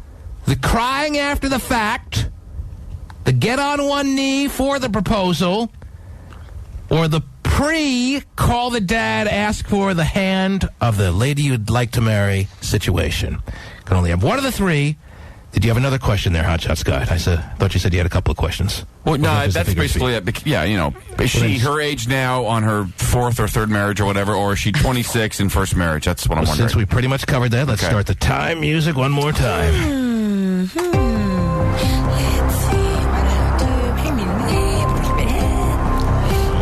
Because after the third one, her dad's not really going to want to answer. Well, my dad's no longer living, so he can't. Again, it's not you. Hello. I know, but... You're a representative now. Oh, that's right. I'm 26. Women who are actually looking to marriage, yes. Yeah. Let's see. Well, I'm 26, independent still, not living at home. Look at my career. Ooh, I know what she's going to choose. What am I going to say? I'm not going to say it, because it'll influence you. I'll write it down. Okay, and then show me. I know what you're going to say. All right. I have no doubt. Okay. Whatever you say, going to be. That's what I wrote. Which one of those three? You can only have 33% of the things you cover, Terry. Which one of the three is the one you most want? Take us out of suspense and answer, please. I am going to say... propose on one knee. That's what I thought. Oh, wow. Yeah. The proposal on one knee? Yeah. The least necessary? Really? Yeah. More than asking your dad for permission? Yeah. I thought if I'm a woman, and I speak for all women, Terry, I would most want the crying after the fact, even though I don't want to be married to a tool all my life. If I'm a woman, Terry, I don't want to be married to some little bitch boy. Too late. But it represents how happy he is that I said yes. That, to me, starts the whole fantasy life that we're hoping to have on the right foot. But he's so happy. He's been blown away with emotion. I'd rather have that crying at the wedding when we're saying vows and I'm, crying at the wedding in front of everyone? Yes. So everyone can see what a tool you're marrying? Yes. Please. Yes. No, thanks. Because to me, that's more emotion. That's truly the... You're so warped and so off, Terry. So I am. I'm so glad I speak for all women, Terry. Mm-hmm. Because you representing all women is just a nightmare. What a shame. Yeah. See, I want my man to call my dad. As gay as that sounded just now. Why? And ask for permission. I think that's better than crying or the one knee thing. Okay. Well, it's crying all the way. We all both wrong, but thanks for playing. You want your man to cry. No other answer is going to work. All right. If you can only have one of the three, it's crying and don't look back. The T-Man Show. All right, let's start it out there in the AFC. Let me see the Patriots doing their thing. They remain undefeated. Wes Welker, so many weapons. Wasn't easy. They win it, though, and advance 21-12. Thank you for the bikini shots. It's Green Bay. It is freezing. Put something on. This thing went OT. Yeah. Lawrence Tynes finally got it straight and through. Oh, yeah. And there you have it. There's your Super Bowl matchup, Terry. It's going to be the, believe it or not, New York Giants against the New England Patriots. Patriots about a 13.5-point favorite. And Brett Favre's Date with Destiny, which was supposed to be a Super Bowl in the first Sunday in February, ain't happening. Yeah. Because his nose was running a little too much in the 2 degree below zero temperatures. Yeah. Couldn't handle the cold. Ain't going to sunny Arizona. No. Now you're telling me you have a magazine article you want to share with us? Is that what you're asking to do right now? I do. Is that what you want? I do. And this is going to take up how much of our time? Is this important? Is this a must-do article or what? Yeah, I think so. And since since you're being so pessimistic this morning, I found this article. Who's being pessimistic? You are. At least in my opinion, you are. Is that right? Yes. Okay. So this will fit your mood perfectly. And how was I being pessimistic, just for the record? Well, when I brought up the marriage stats, you started talking about divorce and things like that. And and I created those stats, I guess. So that's me being pessimistic. Okay, so well, if it's I your point take out, on those stats. If I point out any facts and just state them as facts, that's pessimism? Well, is that what you're saying? Yes, you are kind of keying in on the negative there. It's keying in. When yes. We're talking about marriage. We're talking about proposals. If I key in on a stat that relates to marriage, that's being pessimistic. That's what you're saying? Yes. Mm-hmm. Well, that makes a lot of sense. Okay, I'm dying to hear the article then. Since I'm being pessimistic, you have a certain article that goes right in line with my pessimism this morning. Yes. All right. Are you ready? You would have had a completely different article if I was being optimistic in your opinion. Is that right? Oh, maybe so. Okay, well, I'm dying to hear what article relates to my negative slant this morning. Go ahead. I'm dying to know. Mm-hmm. The title of my article is 5 Breakup Rules That Everyone Should Follow. I think you're being pessimistic. 5 breakup rules that everyone should follow. Yes. Breakup rules. There are rules to breakups. Yes, you don't think? Yes. Well, I mean, I think there are things that come to my mind. If you want to call them rules, then fine. Like, very simply, make sure you get all your CDs back, because beforehand, if you don't get them back, it's going to be a lot of problems.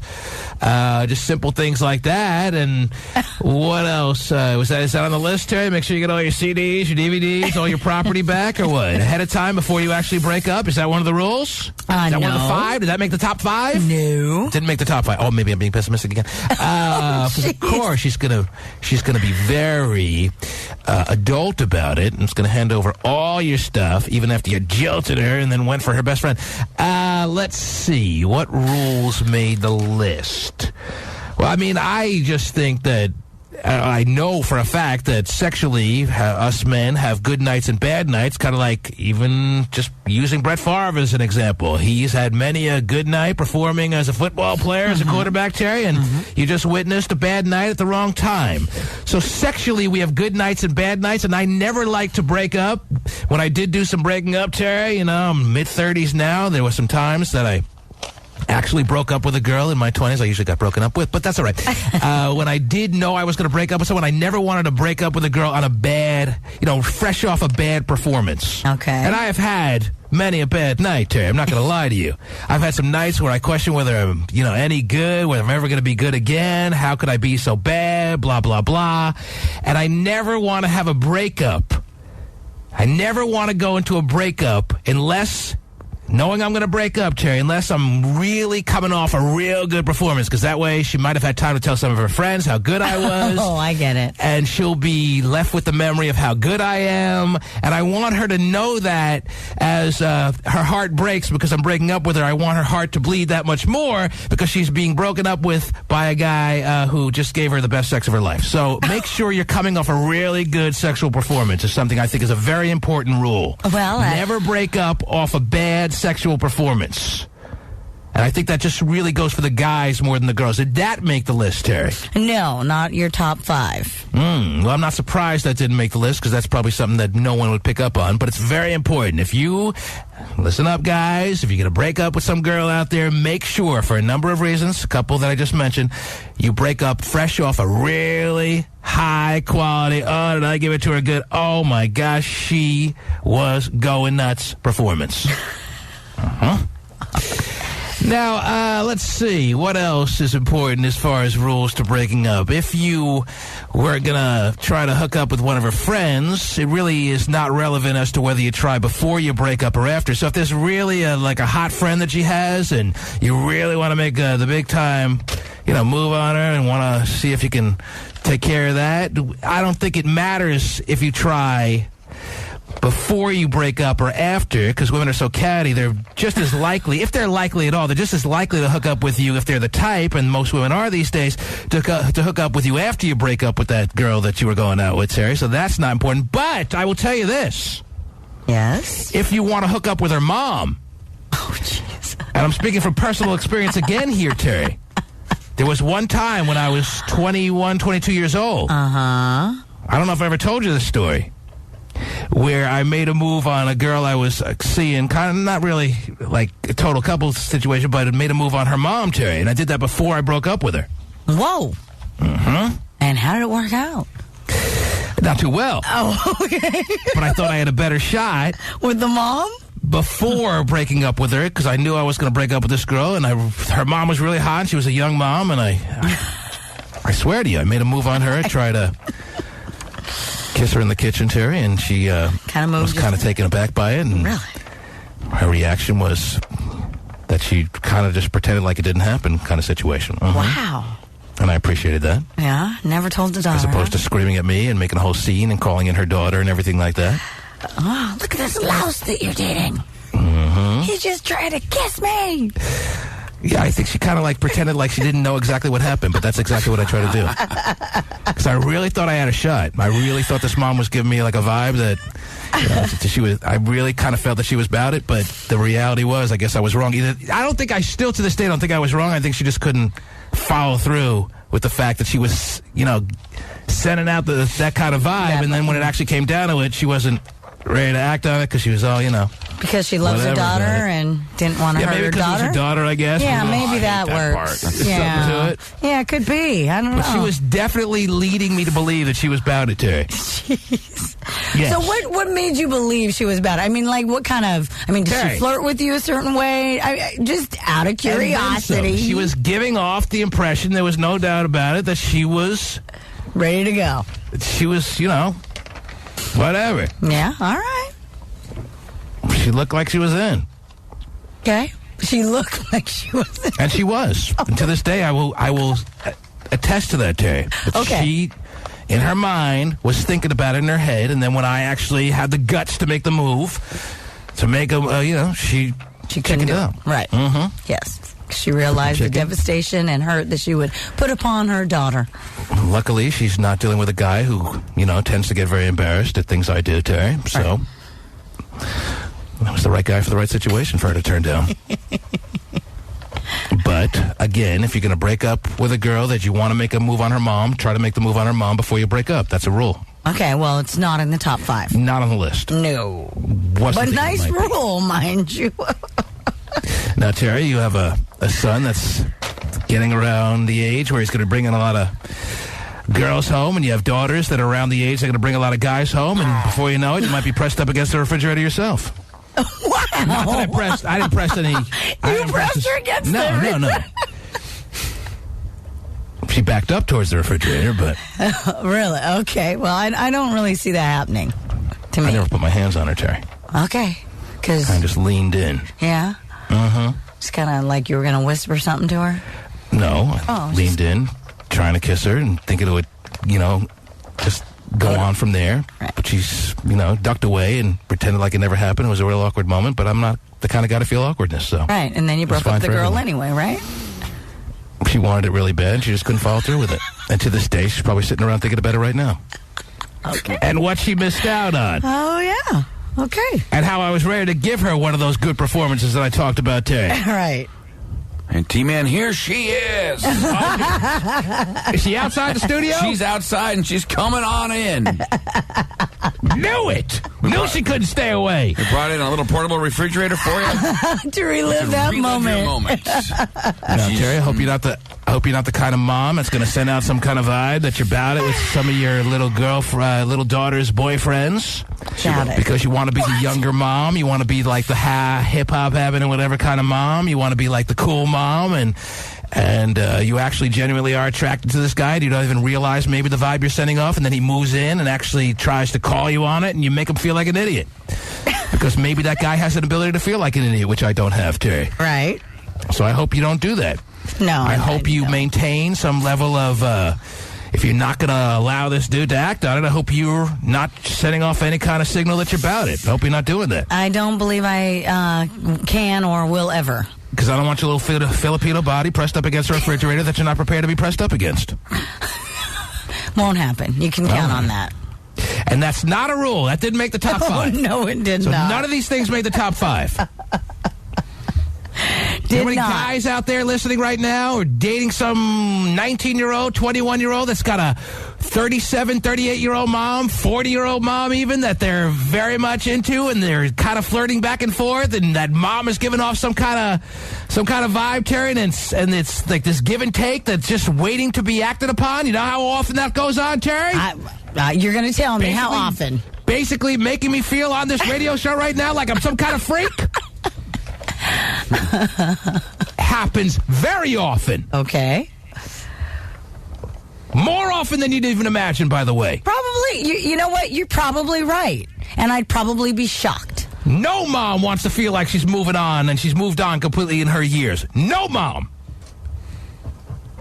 So she lives these kind of moments, and then when she's actually facing a guy who has the guts to do something about it, what does she do? She ducks away. Yeah. She pretends like nothing happened, which is actually probably the best way she could have handled it. Yeah, what would you want? Like you say, you didn't want her screaming or making a big scene. You just wanted that quick, awkward moment. If she's not going to do what she really wants to do, Terry, and what she really wanted to do was get naked as quick as possible. Oh, wow. That's the truth. Okay. No one can convince me otherwise. I understand that. You're right. She wanted was hotter you than bad. her daughter, Terry. Really? It's really a shame when a mom is hotter than her daughter. It's really got to be hard on the daughter. Any mom out there, and you know who you are, if you're hotter than your own damn daughters, well, you are really making your daughter's life miserable. And that's a damn shame. Well, what do you want them to do? Well, dumb it down or something. Dumb it down? Ugly it down a little bit? There are some moms out there that are like late 30s, early 40s that are hotter than their 19-year-old daughters, and that's a shame. That is not easy. You don't realize. I hope the moms realize how difficult that is on their daughters. And this mom was so much hotter than her daughter. She had this little, way about her, Terry, and the way she dressed, and she had more style, and she just had a better look. She didn't teach her daughter. She didn't pass on the style and all that to her daughter. That is too bad. She had a better body than her daughter. Wow. And obviously a husband that wasn't taking care of her. Oh, wow. That's where you came in. But she didn't want to go there. And to this day, not a day has passed where she doesn't envision in her mind what it would have been like if she didn't duck away at that moment, Terry. Not a day! Yeah. Or maybe a couple of days. True story. I believe you. And I believe... No, actually you haven't. I mean, I've heard a lot of your stories, dogs and girlfriends and peanut butter and all that, but... And crap in my pants in Vegas. Yes, I think all these moms that are sending out this little kind of message, and it's, again, happening all the time, of how flirtatious they are and how cute this guy is, and oh, I'm so glad you're my daughter's boyfriend, blah, blah, blah. I hope all these moms have to face that moment where the guy actually acts upon all the little vibe that they've been sending out there. All of them. Because they should. Or else don't act that way. Wow. Freaking little hoochie mom. Now, you have a list, Terry. I do. Of 5 breakup rules. Yes. That all people should follow. Yes. I don't think there's a list. I thought we established that earlier. There's nothing out there that's universal, Terry. There's not a list for everything, but... Here you are saying 5 breakup rules that all people should follow. Are they in an order of importance, or all 5 are equally as important, or you're not sure? Not really sure, although they do number them. You know, I think that actually, I think it's up to however you want to do it. But I agree with all 5 of them. I think they're definitely very universal, and people should follow them. One article that I'm pretty, I stand behind. What do you think the chances are that the mom... You're still stuck on the mom. I always wondered if the mom ever told the daughter. But again, she made it like she didn't want to even acknowledge what I had done. So maybe in her mind, she was able to, work it through that I never did anything. Right. Well, let me ask you. Yes. When obviously I made it clear what I wanted. Right. And what she wanted. Because she had made clear what she wanted a lot earlier than I made clear what I wanted, Terry. Right. How long were you dating this girl? Was it for... Oh, just like a month or 2. Oh, okay. Well, here's another question. Does it seem like if the mother had told the daughter what happened, that this girl that you were dating would have said something to you, or no? I don't know. Oh. These are tough questions. Sorry. Never go out with a Stacy. Okay. But that's wow. Should we get back to my list? I'm glad the days of women naming their daughters Stacy's are over. Oh, all right. Pretty much, right? No one's naming their daughter Stacy anymore, right, Terry? Not that I'm aware of. Well, somewhere out there, I don't know what she's doing today, is a girl named Stacy, Terry, whose mom wanted me bad.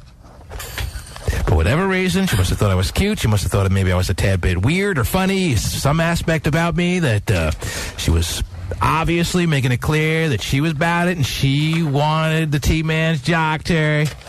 Then I tossed it her way, and what does she do? She makes it awkward for everyone. Yes. Huh? Didn't make the list.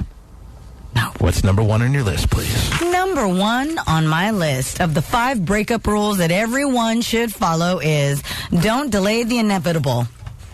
Well, I've told you that many times. That happens all the time. I know it does. It does. You're right. So many people out there are dating that are with someone right now, know it's over, know in their heart of hearts, in their gut, wherever you know it, maybe both places, maybe all over your body, your system, your being, that it's over. Mm-hmm. And yet they go on with it. Yes. For months and years.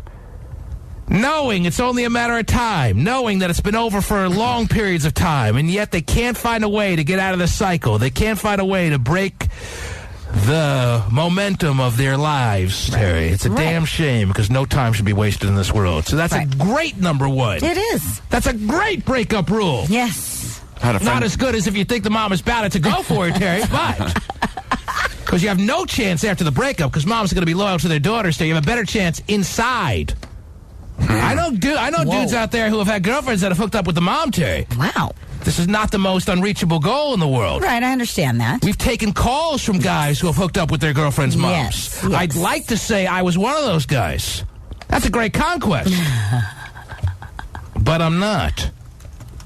I'm not one of those guys, and I have to live with that regret pretty much my whole life, Terry. Mm-hmm. Because I ain't hooking up with my mother-in-law, I'll tell you that right now. That little Filipino babe is nice, but I ain't hooking up with her. Come on, really? Not even on a bad night? She's 4'11". I don't do under 5'1". All right. She's 4'10", really. She's 4'10", Terry. She's a full Filipino woman, and I know. All right. Rule number 2. Do it in person. Here's Matt in Portland who hooked up with his friend's mom. Matt, are you there? Yeah, I'm here. What can I do for you, Matt? Well, see, the funny thing is like, my ex-friend back in the day, like, I was 18, and he cheated with my girlfriend on me. So as kind of like a conquest or whatever, the mom has always, like, just, like, gave, like, the hints that, like, she was, like, flirting with me. So I made the move, and it worked. Yeah, and I've learned that don't make the move on the mom, even if she's sending you all the signals that she's bad at, blah, blah, blah. Don't make the move on the mom unless she has a little alcohol in her. Wow. Because she won't be able to act on what she really wants in her system unless she's got a little alcohol in her. Now, when you made a move... Now, this wasn't your girlfriend's mom. This was just a buddy's mom? This was my friend's mom that... This is like a buddy of yours. A buddy of yours' mom. Now, did she have a little alcohol in her when you made a move or what? No, there was no alcohol involved. Really? Whoa. Tough one to pull off. Nice job. Thank you. Nice job. And like you went the whole lap around the track or what? Basically, You finished the job or what? It lasted for a good while, and then I left, and about like 5 minutes after I left, he showed up, and But you you finished the job. Say anything about it. You had sex with her? Yeah. You wear a condom or no? Yes, I work on him. Really? Yeah. Put on a condom for your friend's mom? Wow. Yeah. I raw dog that babe. Don't look back. All right, but thanks for telling us. Thank you, T-Man. Thanks for sharing, bud. Yep. Yeah, there you go. Success story. The new listener in Portland, Terry, wanted to share a story. Well, good.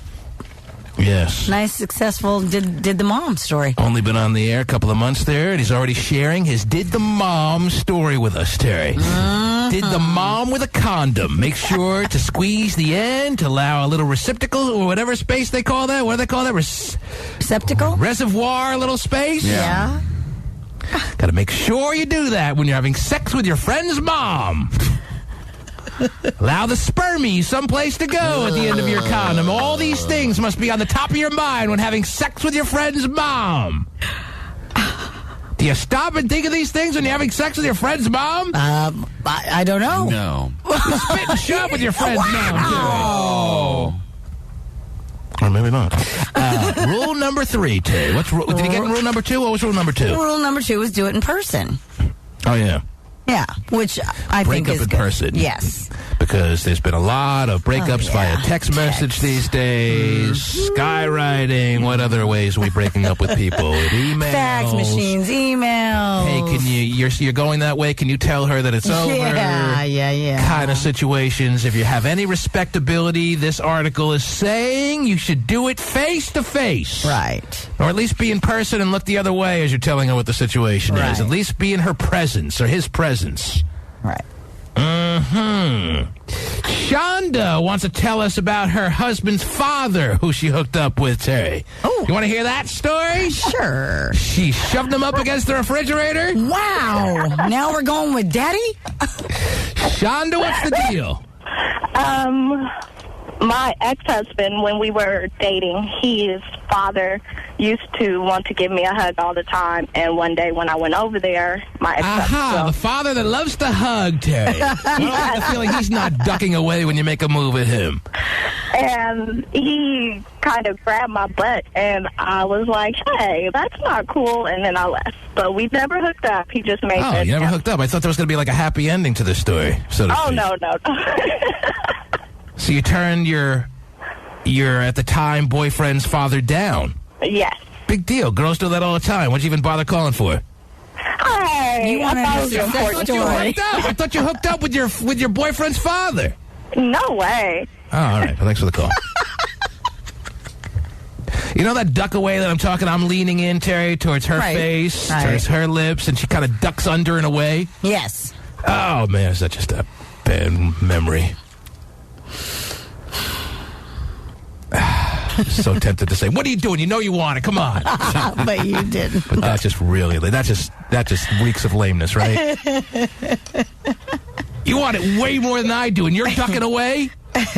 Where you going, you old bag? Get back! Wow. Yeah, when you call a girl an old bag, she usually likes that. Yeah, the mom especially. Yeah. Well, at that point, gotta save some face. That's true.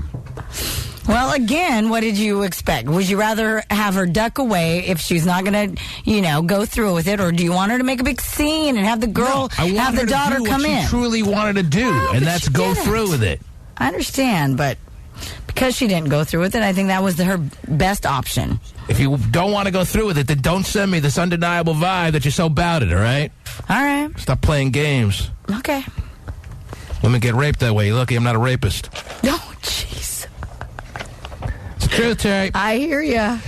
Now, every woman has a right to say no, and a man is very wrong for doing that, but certainly adds to the statistic of these bad men out there that are raping women. Mm-hmm. Date raping women, right or wrong. Right. Yeah. Now, I'm not saying women have to change. I'm not saying here that women have to change their ways and start setting out a less of a vibe, because they have a right to change their minds. There's no doubt about it. But that doesn't change the reality that a lot of guys who think they're in make a move. A woman says no, and they're like, well, how could you say no after all you've done? You're going to get it whether you like it or not. Oh.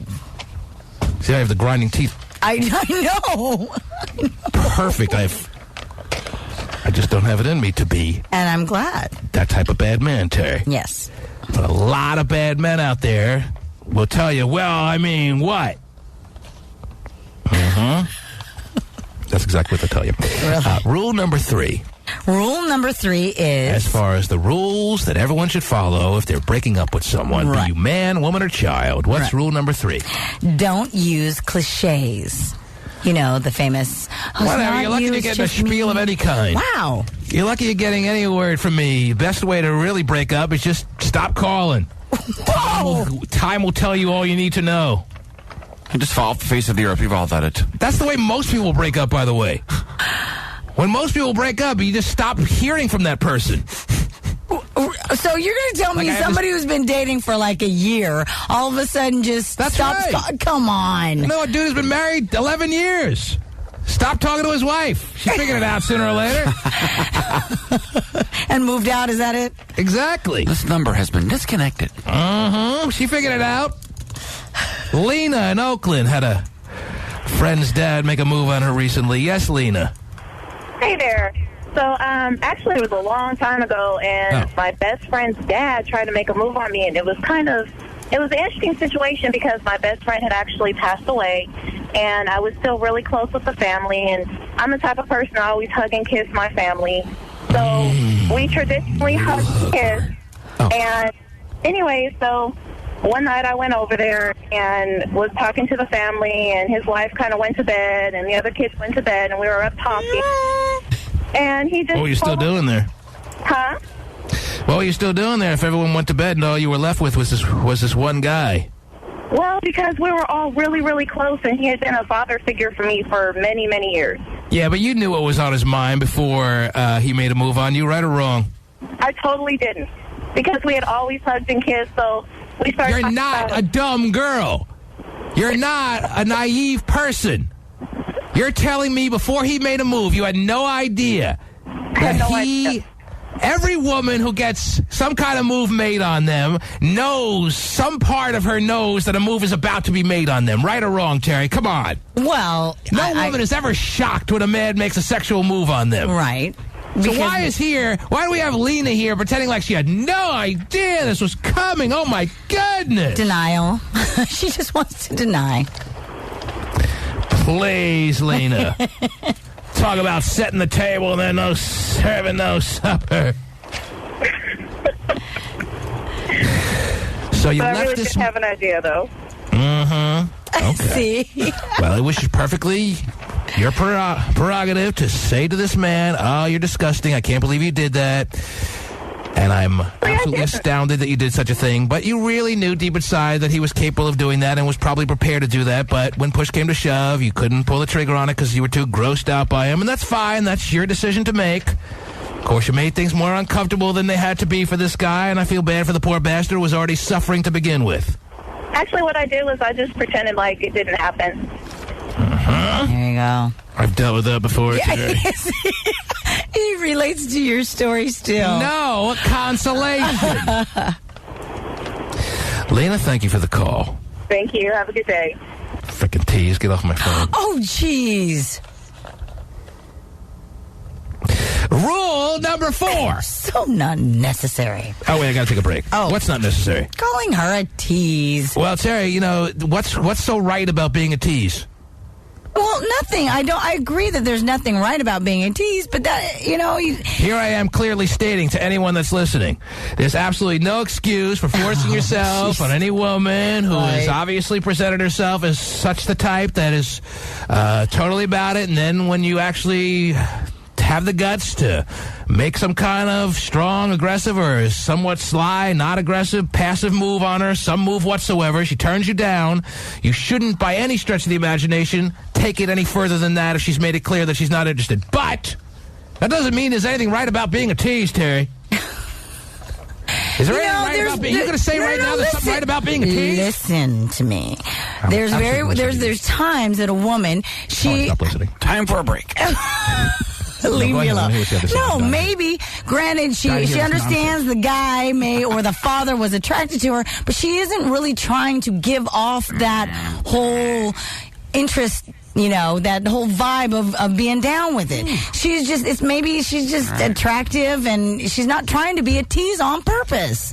If I'm a woman, comes across that way. And by the way, many times men misconstrue many signs. They think in their mind that, she really wants me. I got that look. When really, it could be just a nice, hey, nice to meet you, or how you doing today? And all of a sudden, the guy thinks, she wants me bad. She said hi. She smiled at me. She winked at me. Whatever. Not on this planet. Terry, let me tell you this. Are you done now, by the way? Did I interrupt you? I don't want to interrupt you. Were you done? Yes. Okay, I want to make a clear statement here. If I'm a woman, Terry. Yes. And I speak for all women, so I feel very comfortable making this statement. I work hard at making sure that the guys that I have no interest in having touch me know that that's the case. Now, I don't want to be the type that comes across as snooty, but if that's what I have to be to stop these guys from having this awkward moment of having me say, no, I have absolutely no interest in having you touch me, then so be it. But you have to understand, too, some women, even though they want to they don't also want to come across as a bitch.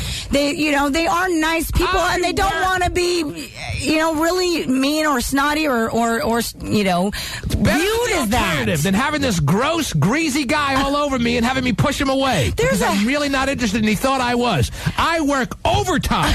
I work hard at making it clear and never wavering that he should have no illusions that I absolutely have no interest in being touched by you. I like you as a friend. I want to talk with you. You have a lot to say to me that I'm interested in. I have a lot to say back to you that hopefully you're interested in. Probably not. But I want to make it very clear, and I want you to have no illusions. Yes. I am working very hard at making sure the message is very much on the table. Yes. That I have no interest in you sexually. So I'm not going to laugh at your jokes more than really is required. I'm not going to brush by your shoulder accidentally. Oh, jeez. I'm not going to bat my little eyes. But even though, the thing is that still, the message from the guy, the guy is getting is guys are stubborn. They don't want to. They don't want to do. The guys say are not funny. So why are girls laughing too much? They're humored by you, okay? So I'm talking about me. Well, but I'm 99% of the jokes I say aren't funny, so that definitely means. But I'm saying that, there's nothing wrong with enjoying that man's company and liking that person as a person. But totally agreed. Totally agreed. But there is more than a fine line between having a conversation with a guy and keeping it strictly on a I'm interested in what you have to say level, as opposed to letting him have a feeling that there's something more that can be had. Admit, though, that some men, even if a woman is very blunt and says, hey, I like you as a friend, and that's as far as it goes, they're going to still try and go a little bit. That's not true. Never. You know how many times women told me all through high school and even college that they liked me as friends, and I was very clear on the situation, and I was very bothered by it, but I knew where I stood? Too many times. And you never tried? Never. Come on. Never. Right. 1-866-663 T-Man is the number to call. Now you got me way late for a break, Terry. See what you've done here? 1-866-663 T-Man. Back after these words. The T-Man Show. Anita in Dublin, hello. Hi, how are you? How are you, baby? Hello? What's up? Hi, how are you? I'm good. How are you? I'm good, thank you. What are you doing? Nothing, on my way to work right now. Oh, yeah? What do you do? I'm Park Shoe Store. Oh, good. I'm glad the phone cut out because I really didn't want to know. What are you wearing to work? Anita? Sexy. Anita? Anita! Oh, no. I need her! You sure do. Yeah, now you do. She sounded pretty hot, man. Why does that always happen? Cute. Yeah. She ducked away, Terry. She did. Awkward moment again. Oh, I'm puking. I swear I'm puking. Puked all through the break. Sorry to hear that. Oh, I'm going to throw up again. All right. D-Man. What up? Is this your cousin? Yeah, I'm here. Sir. What's up? I'm here, man. Speak to me, please. Hey, I just want to talk about this thing about men getting on their knees, man. On top of that, this is my first time, man, being on this show, man. I used to get on that Tom Likens show, but now I'm on your show. I like Wow, what a transition. Where are you calling from, D-Man? He must have been a huge fan to get his name wrong. Santa Monica. No, man. I'm not trying to get my name out there. Right. But I'm going to tell you right now, man, you're right about that. One thing you missed out, man, you got to backdoor the mom. That's what you missed out on. Huh? Well, he said backdoor the mom. Yeah, I think that's what he said. Just ask permission. Trying to start with a kiss and then maybe graduate from there, you know? And that guy that said he used a condom, he didn't get the mom. I'm telling you, man. He didn't get the mom. I don't believe that. Because I would have raw dog like all night long. That's what I'm thinking. Thank you, D-Man, and tell Tom we said Marvin. Hello, Marvin. What can we do for you? How's it going? Is that thing still on the air? I don't think so. Yeah. No, not you, Marvin.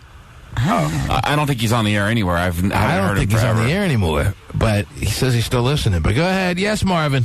I said he used to listen. All right, man. I've been wanting to call, man, ever since I started listening to the conversation and everything, man. And when I was like in 11th grade, what are you wearing? I had a lady that we always used to go to the YMCA, man, and she was kind of, you know what I'm saying, she was cool. You know what I'm saying? She had a nice little body on her. She would be in the Y, though, every day, though, T-Man, I'm telling you. That freaking little hoochie. Just in the Y. Up there in the Y, looking for trouble. Oh, come on. Yes, we know the type, Terry. The type that wants to, like, work out. Sure. T-Man, I'm telling you, it gets worse, man, it gets worse. No, so her husband to the same Y with her. Oh, my gosh, no way. Way to dress up how horny you are, honey. Bring your husband with you so you can look at all the guys, lifting all the weights. So her husband comes to the same Y with her, you know what I'm saying? Me and like a whole dozen of my friends know this, you know what I'm saying? Like, no. Terry, this doesn't stand out to you as a woman asking for trouble or what? Jeez. Basically ask for You're not seeing it? Why aren't you seeing it, Terry? What's wrong with you? Why would she do it with her husband there? Yeah, well, I mean, she's flirting exactly. That's throwing everyone off the scent. Yeah, we're on the basketball court, you know what I'm saying? And she's flirting with us while he's on the basketball court, you know what I'm saying? Getting his ass busted. So she's really, like, interested in watching him play basketball. No. She wants to watch all the other 9 players play. He's the last one she's looking at, Terry. You know the type. Pretend you know. I'm sure they're in your kickboxing class. Oh, wow. Really? Yeah, speak on it, though. So, all right, so what you do about it there, Marvin? So when I got to I think I was 18. Couldn't get her done. Guts, Terry? Is that what you're saying? You're saying he doesn't have the guts? Couldn't get her done. Yeah. Couldn't get it done. Marvin, Terry's saying you don't have the guts to do anything about that. That's why he's calling and all upset about it. Terry's saying you have no guts. I was 21. Yeah, Terry loves to watch a nice basketball game. Terry loves to watch a little pickup ball. Yeah, you can say that. Who doesn't? And she's saying you don't have the guts to make a move on her tight yet thick Filipino body. Well, nah, she wasn't, man. She was like 35 when I was like 18. Again, couldn't get her done. Oh, geez. I mean, she actually called me one day and came over to my house. It was my mom's house. My mom was at work or whatever, you know what I'm saying? And she came over to my house, and we was there for about 20 minutes. And, you know what I'm saying, I actually did end up doing it, you know what I'm saying? Yeah, okay. You don't believe him, Terry? Is that what you're saying? You're not buying? Wow. Yeah, well, Terry's she did not a believer, Marvin Gardens. Shannon in Portland slept with her boyfriend's dad. Yes, Shannon. Probably started by her being at the gym. Oh, geez. Obvious reasons. Come on now. Women really want to get in shape, please. Yeah, the shape of a pear. Wow. Shannon, what do you got? Real quick, I'm up against a hard break. Maybe you're familiar with that. Shannon, can you hear me? Yes. Go ahead, Shannon, real quick. Oh, I don't know.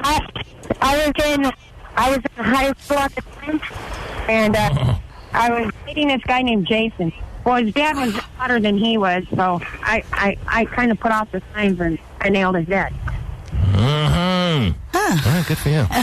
Nicely done. Is it not as exciting when a girl does a guy's dad? Not really. It doesn't do that for you. Gross. Wow, it's kind of gross. How about take a little risk in life? What, have the girl do the mom? There's no risk. There was a little risk involved, obviously, Terry, when I very opportunistically made the move there in the kitchen. So you don't think there's a risk for the girlfriend to hit on the dad? No risk? What guy's turning that down? I think a guy would be upset if his dad did his girlfriend. Well, and vice versa, you know? Not if he's a cool son. Oh, geez. Got her all prepped for me, did you, son? Good job. Oh, wow. Loyal son that I raised. The T-Man Show. Ladies and gentlemen, Terry B. Free has been neglected all morning. She's had a whole pile of stories sitting in front of her that I'd hate to have go to waste. So if you would like some time right now to fill us in on the things going on in the world that we'd be better off knowing than not knowing, or even especially the ones we're better off not knowing than knowing. Okay. Huh? I can't follow myself. Hit us with it now, Terry. What do you have there, please? Well, in a recent poll, if American women... I know you love a recent poll, Terry. I do. Right. If American women could choose between having Jennifer Aniston's bikini body or $1 million, 78% would say, give me the money and I'm good. Yeah, always take the money. Yeah. So they'd basically rather be fat and rich. Oh, geez. Well, I don't know if that's necessarily the case. Who's to say Jennifer Aniston's body is for everyone? Who's to say everyone thinks Jennifer Aniston's body is such a big whoop, you know? Right.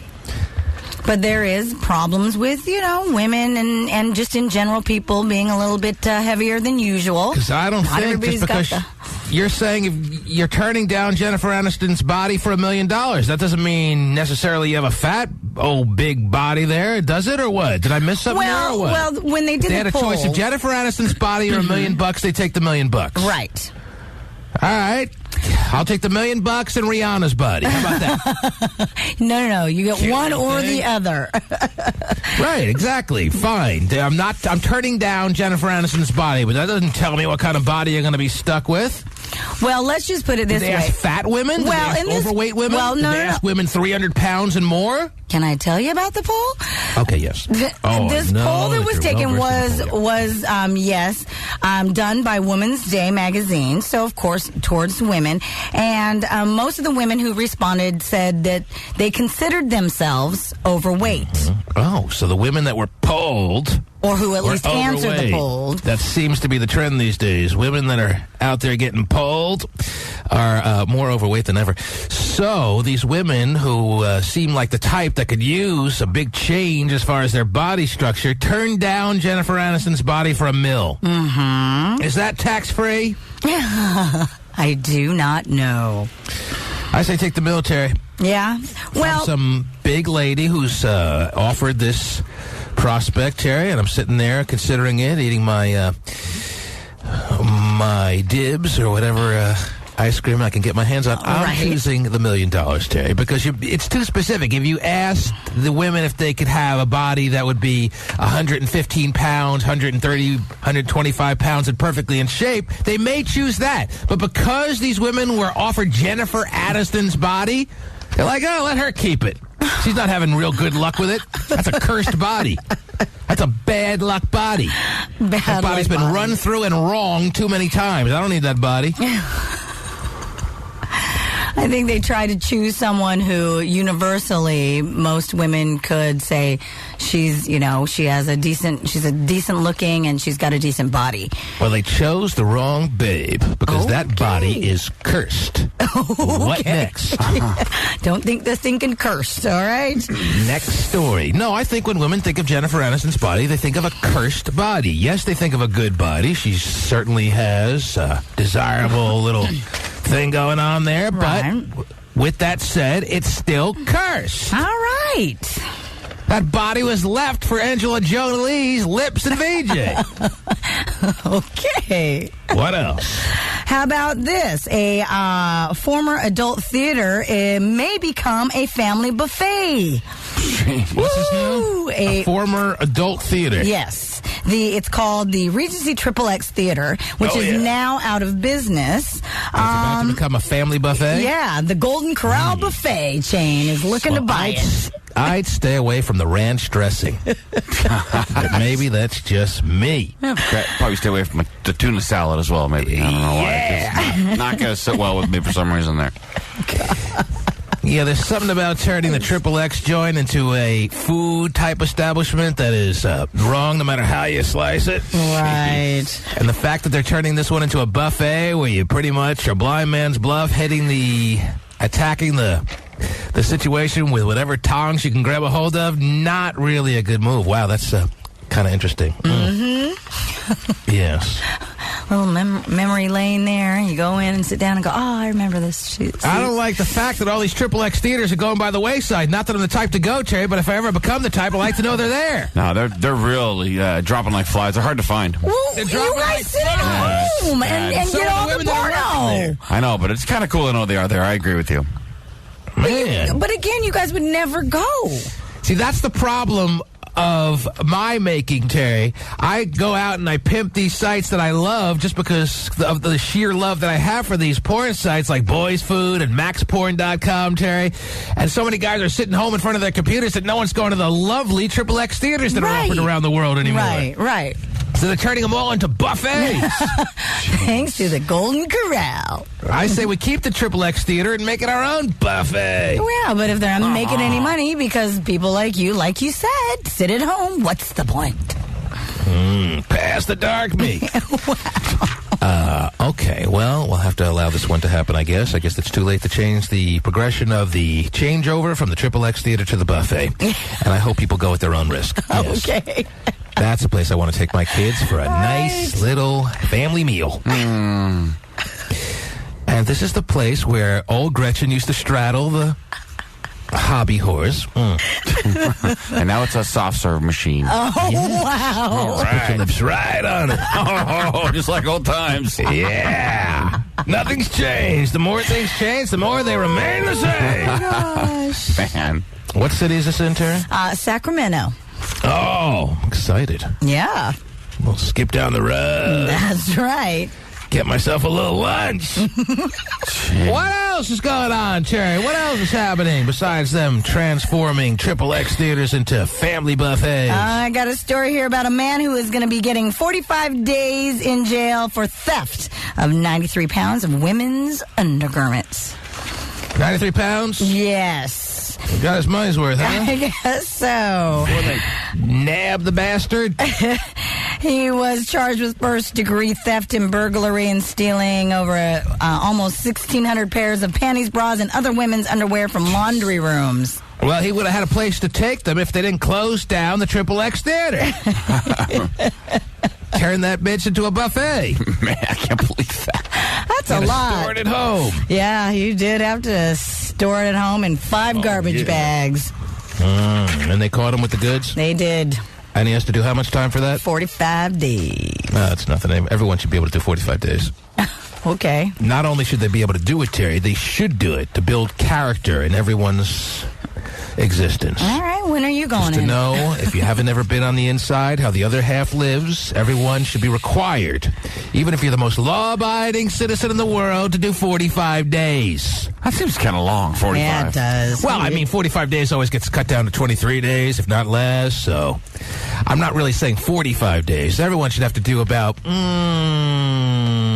18 days. Ooh.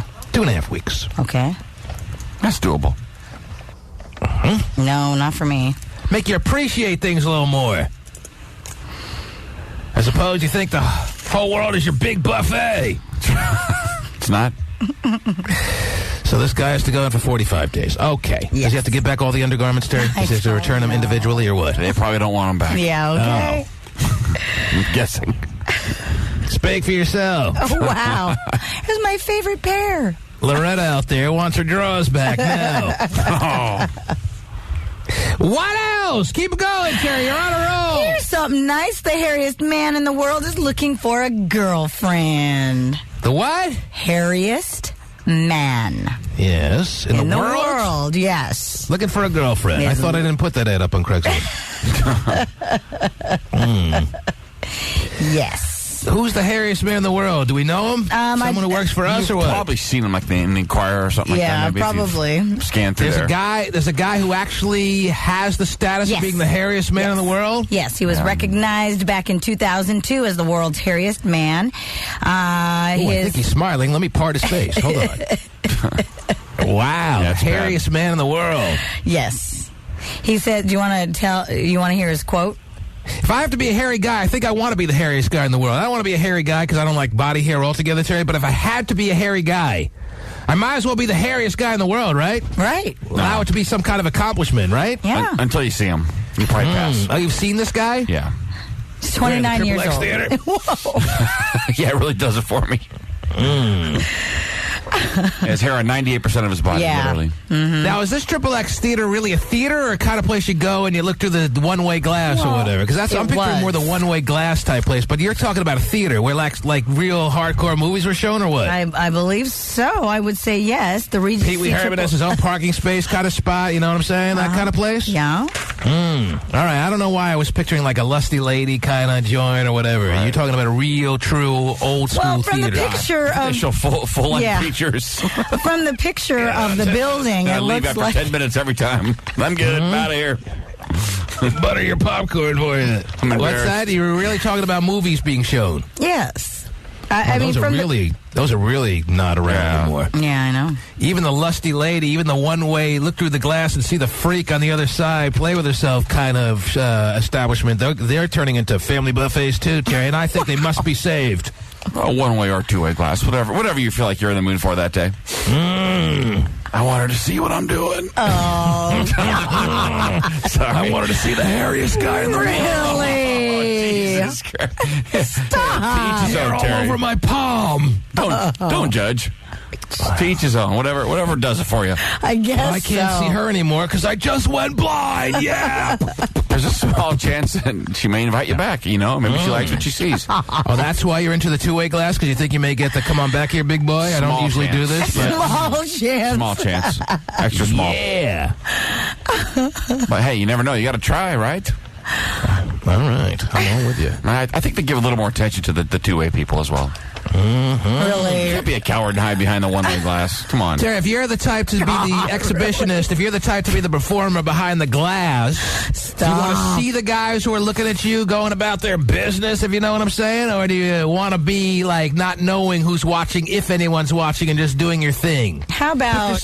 Put yourself in the mode of the sleazy, lusty, one-way glass, behind the glass performer. What kind of glass do you want it to be? One-way or two-way glass? Hold on, I'm trying to picture Terry here. Hang on just a second. This is the first time you're doing this?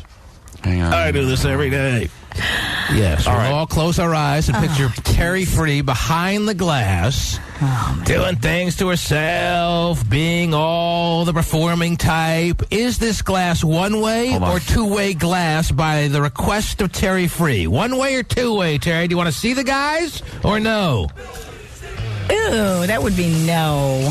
Come on, Terry. I do not want to see you do your do. Oh, geez. Do. Yeah. Well, no, I really don't. And I don't, I think... Partners? Ew. Yeah, I don't know how I'm good. Terry's dancing, I thought. No, is that what I'm doing? That's what they do. What do you think they do? They sit there and lounge around and read the paper? You want one-way glass, Terry? Yes. I do. Because really, I don't want to. What if we offered you 10% more in your paycheck if you were allowing two-way glass? No. 10% more in your paycheck. What if you got time and a half for two-way glass? No. Yeah, but the two-way glass. What if we offered you double time for two-way glass, but you had to put your face up on the glass every time a guy's ready yuck! They put more than their face up to the glass. Not when a guy's ready to finish. I'm talking about when a guy's... All right, never mind. Yeah, and by the way, the little two-way booths I heard are a little bit bigger, and you can actually sit down in there. Hey, Terry, I'm offering you triple time. Oh, never mind. Anyhow, Terry wants one-way glass. It's good we have you in that joint altogether, though, Terry. Hey, right, but at least I'm not in there very long. At least you're not going off the board saying, I would never work there. Right, true. Terry didn't say that. No.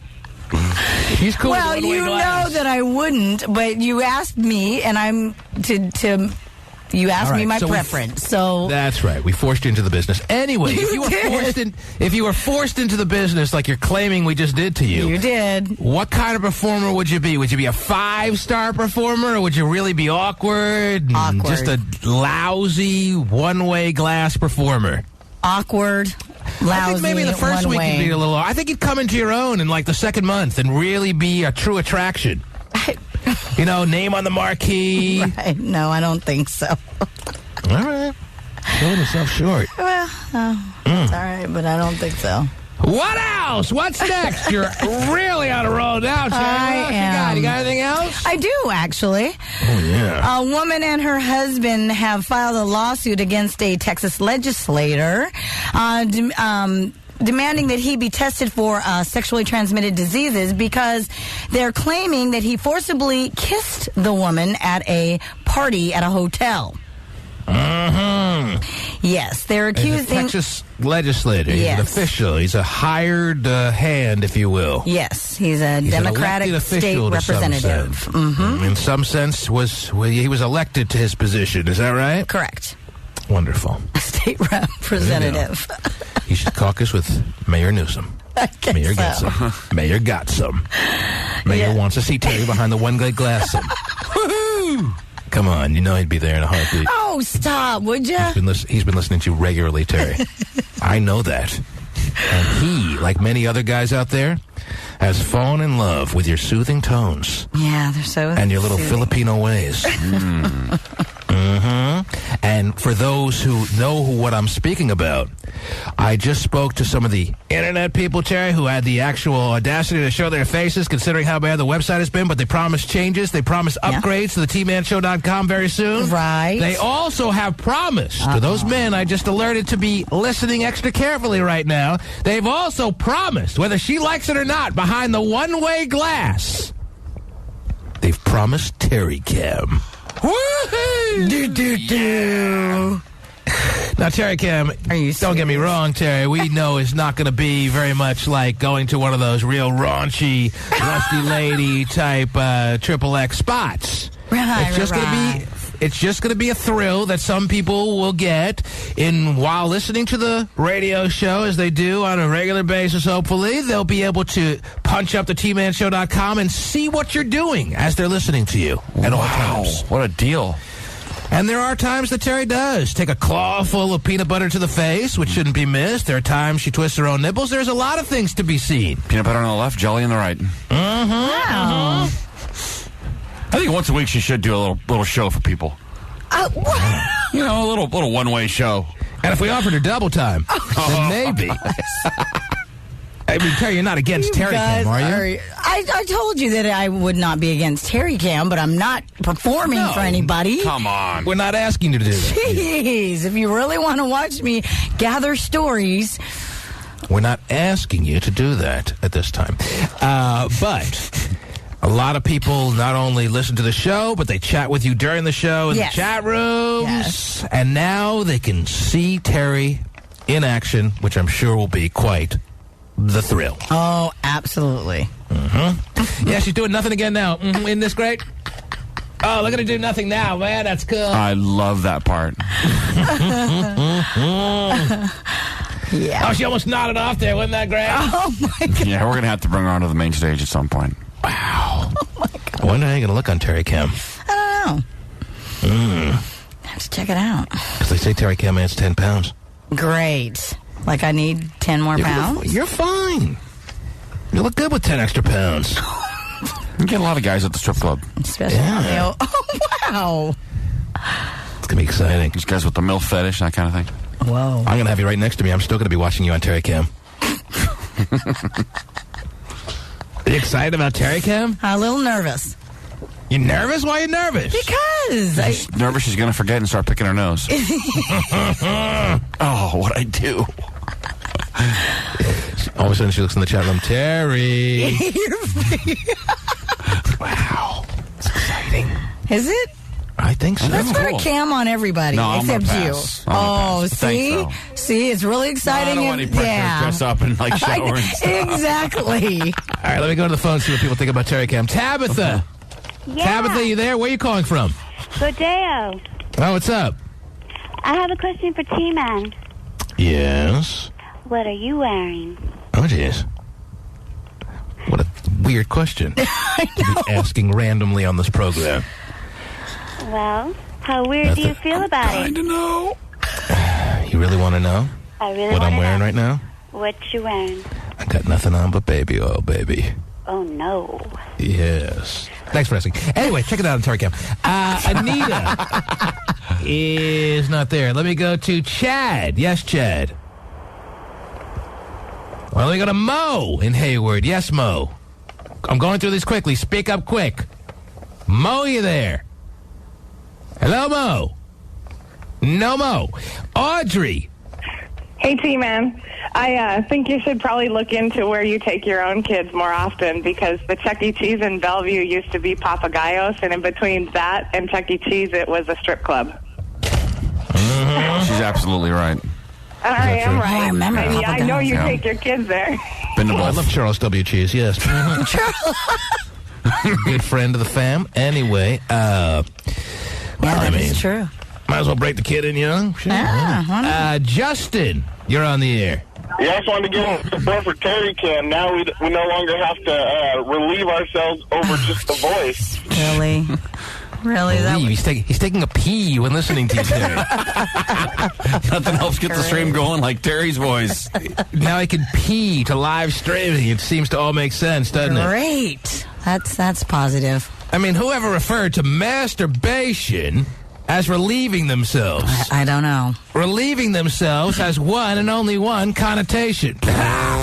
Whoa! And that's either that or a nice, needed piss. Yes, I'm glad we can get that straight. Yeah. Thanks. Olivia! What's up? Where are you calling from? I can't I'm see. calling from Vallejo. How you guys doing this morning? How you doing, baby? Good. No, I just had a comment about your little situation you guys have with Terry. Yeah. With your little fantasy. I would just say I think it would depend on your mood, because sometimes, you might be more into it, so you might want to see the guy. So you're saying for your personal preference, there are times that you'd want to be behind one-way glass, and there are times that you'd want to be behind two-way glass. Exactly. So when a guy, on certain days, when you're into seeing it, is relieving himself, you could see him in all his glory. Yeah, because sometimes that gets you worked up. Depends. Wow, that's good to know. Yeah. Girls love to watch men pee. I don't think that's what they're doing. James in Seattle. Hello. Hello. James, you're on the air, James. What's going on, man? What do you got, James? Man, I want to see the Terry Cam, dog. I was looking, man. I get Terry to business, man. I was looking at his picture online. Wow. Terry loves You're you. looking at Terry's picture online, and you're... Boy, telling you, I get Terry to business. Now, Terry, is this going to change your way of going about getting ready for the show? Are you going to have to feel You like think? a pressure to dress up or do your do or whatever you Yes. do? Are you gonna change your typical way of coming to work or what? Well, I would think so. I mean, I don't... And that'll last over the long haul or what? We're going to make a great effort there, I guess. Let's have a cam when Terry does her do. Well, that's kind of wrong. That kind of feels like we're all kind of slighted here. Well, I'm sure there are going to be days that camera and Terry does herself up every day. I'm sure there are going to be moments that even if I do get myself all, cleaned up, so to speak, that people will be like, oh, no, that's not good enough. So you save all the no makeup, I just rolled out of bed looks for us. Yes. That's for our benefit. Yeah, I mean, come on. We're all family, right? Yeah. Fuck yes. Yes. Incest is best, don't you know? Put your sister to the test. Anyway. Okay. Well, they promised me that Terry Cam is just days away. Cam. Wow, that's great. Why do I feel like I shouldn't hold my breath? It's going to be a big peep show. Terry's? Wow. You're going to have to perform in some way, shape, or form, Terry, for the listeners. They're not going to just sit around and let you sit around doing nothing all day. Well, they can watch me. I'll be performing my duties, which are, gathering stories, so on and so forth. Got it. You're not clapping? I got the point. Okay, why don't we end this here show by giving away something? We haven't given away that much so far in 2008, Terry. Not that it isn't going to change rather quickly. I can't really release details of things that are going on, but just to whet people's appetite for things they can acquire by listening to this show. Right. Besides the unbelievable knowledge and Terry Cam and all the things being offered on a regular basis. Woo-hoo! How about a 3-pack of CDs? Is that something? Yeah. And we promise not to make any of them contain the song Whoop. There it is. Anyway, first caller right now should be just fine. 1-866-663 T-Man is the number to call. Let me clear the line. Sorry you didn't make it on. I'm sorry you waited for so long. Got nowhere. Let's see. First caller, you're on the air. Hello. Oh, yes. How you doing? Good. Who's this? This is Steve. What can I do for you, Steve? I would like to try and win a 3-pack of CDs. Are you trying to disguise your voice, Steve? No, I'm not. Because I think you sound like someone who's won a major prize on this show before, unless I'm terribly mistaken. No, I have. That was a couple years ago. I have an uncanny ability, never use the word, uncanny ability to never forget a voice. So even if it was a couple of years ago, you won $5,000 on the program, Steve. How about somebody else wins 3 CDs? Is that something you're willing to do or what? Oh, sure. No problem. How about I give you the 3 CDs, but we'll come to your house and rob you of $5,000? Is that Whoa. fair? No, that's not all right. Not that you could never win again, Steve. I know how loyal a listener you are, and that's nice. But you hear him in a weasel way trying to disguise his voice, Terry. I like to disguise my voice. And Steve is as regular a listener as they get, and he thinks I'm not going to know. Yeah, I know. I wasn't trying to disguise my voice. No. I'll tell you what, I'll make a deal with you. You pass up on winning it this time, and the next time you actually win something in a true fashion, like you just did, you were the first call I took, and I can't take that away from you. The next time you call and you're actually a legitimate winner, I will not bypass you. Is that fair? Oh, yeah, that's fair. So you just cleared the last hurdle for you winning again. All right, Steve? All righty. I appreciate it. I'll keep on listening. All right. Oh, that's nice. Otherwise, you would have... I know. If I can't win again, T-Man, sorry. You're on the air. Hello. Hi. Hi. Steve sucks and I want to win. Steve what? I said Steve sucks and I want to win. Wow. Oh, gee. I don't think it's very nice to say to a loyal listener like that, Terry. I don't either. Guy who's been out there listening for, all through the years since day one, and you're ready to jump all over him saying he sucks? He was very honest, too, about his winnings and things like that. He wasn't... And handled the disappointment rather well. Yes, he did. Of us telling him, even though he legitimately was the first caller on, he wasn't going to win a damn thing. I think he handled it pretty graciously. Oh, yeah. And here you come on... knocking him, berating him like that, and you want to win? I want to win. It's fair for someone else to win. Yeah, someone else. That doesn't mean you. Not someone other than me, someone other than Steve. Okay, so we'll give it to someone other than Steve, but not you. How does that sound? Oh, that doesn't sound very good. Okay, at least that's honest. I'll give you the 3-pack of CDs. How about that? Woohoo! Woohoo! All right. Who is this? My name is Allie. From where? I'm actually from Sebastopol. You don't know where that is. Congratulations, Allie. Way to go, Allie. Thank you. Man, you sound like a little brat or what, Terry? Yeah, I feel like giving stuff away is kind of hard these days. Yeah. Didn't people used to like getting free stuff or no? I know. Didn't they kind of sound appreciative? Yeah, what happened to those days? Well, honestly, you think that by listening to the radio, but you don't realize they tape all these people. We are the only people that really do live calls, and everything else is taped, edited, and rehearsed. And then you hear the, so surprised winner, and how happy they are, blah, blah, blah. This is the way people really are these days. People aren't blown away by anything. Just ungrateful. $5,000 sounds good, T-Man. Yep, stick it in my account. Thanks for being out there. $5,000 would be nice. I would take that. That'd be nice. You know what? I'm not talking to you anymore, all right, you little brat? Jeez. Oh. We're just having a nice little conversation amongst ourselves. Now, what's your name? Allie. My name is Allie. And who are you laying down for? Who's out there knowing that they're yours? Say it again? You have a boyfriend? You alone? You got a husband? What's your story? I have a fiance. I'm getting married in December. A fiance, which means he still has many an opportunity to pull the ripcord on what is to transpire in the next few months or years or whenever you got the wedding planned for, right or wrong? I suppose. But he would never do that because he has the greatest girl in the world. Is that right, Allie? That's totally right. That's nice to know. You are a smart man. Oh, geez. And do you have a wedding date set or no? Say it again? No, maybe December 6th. That's the goal. Right. Maybe. Okay, I'll count on it. Okay. I wouldn't send out invitations yet. Congratulations, Allie. Thank you. Way to go. Take care. Woo! Hang on the line. That'd be a great invitation. Yeah, we might get married December 6th, so.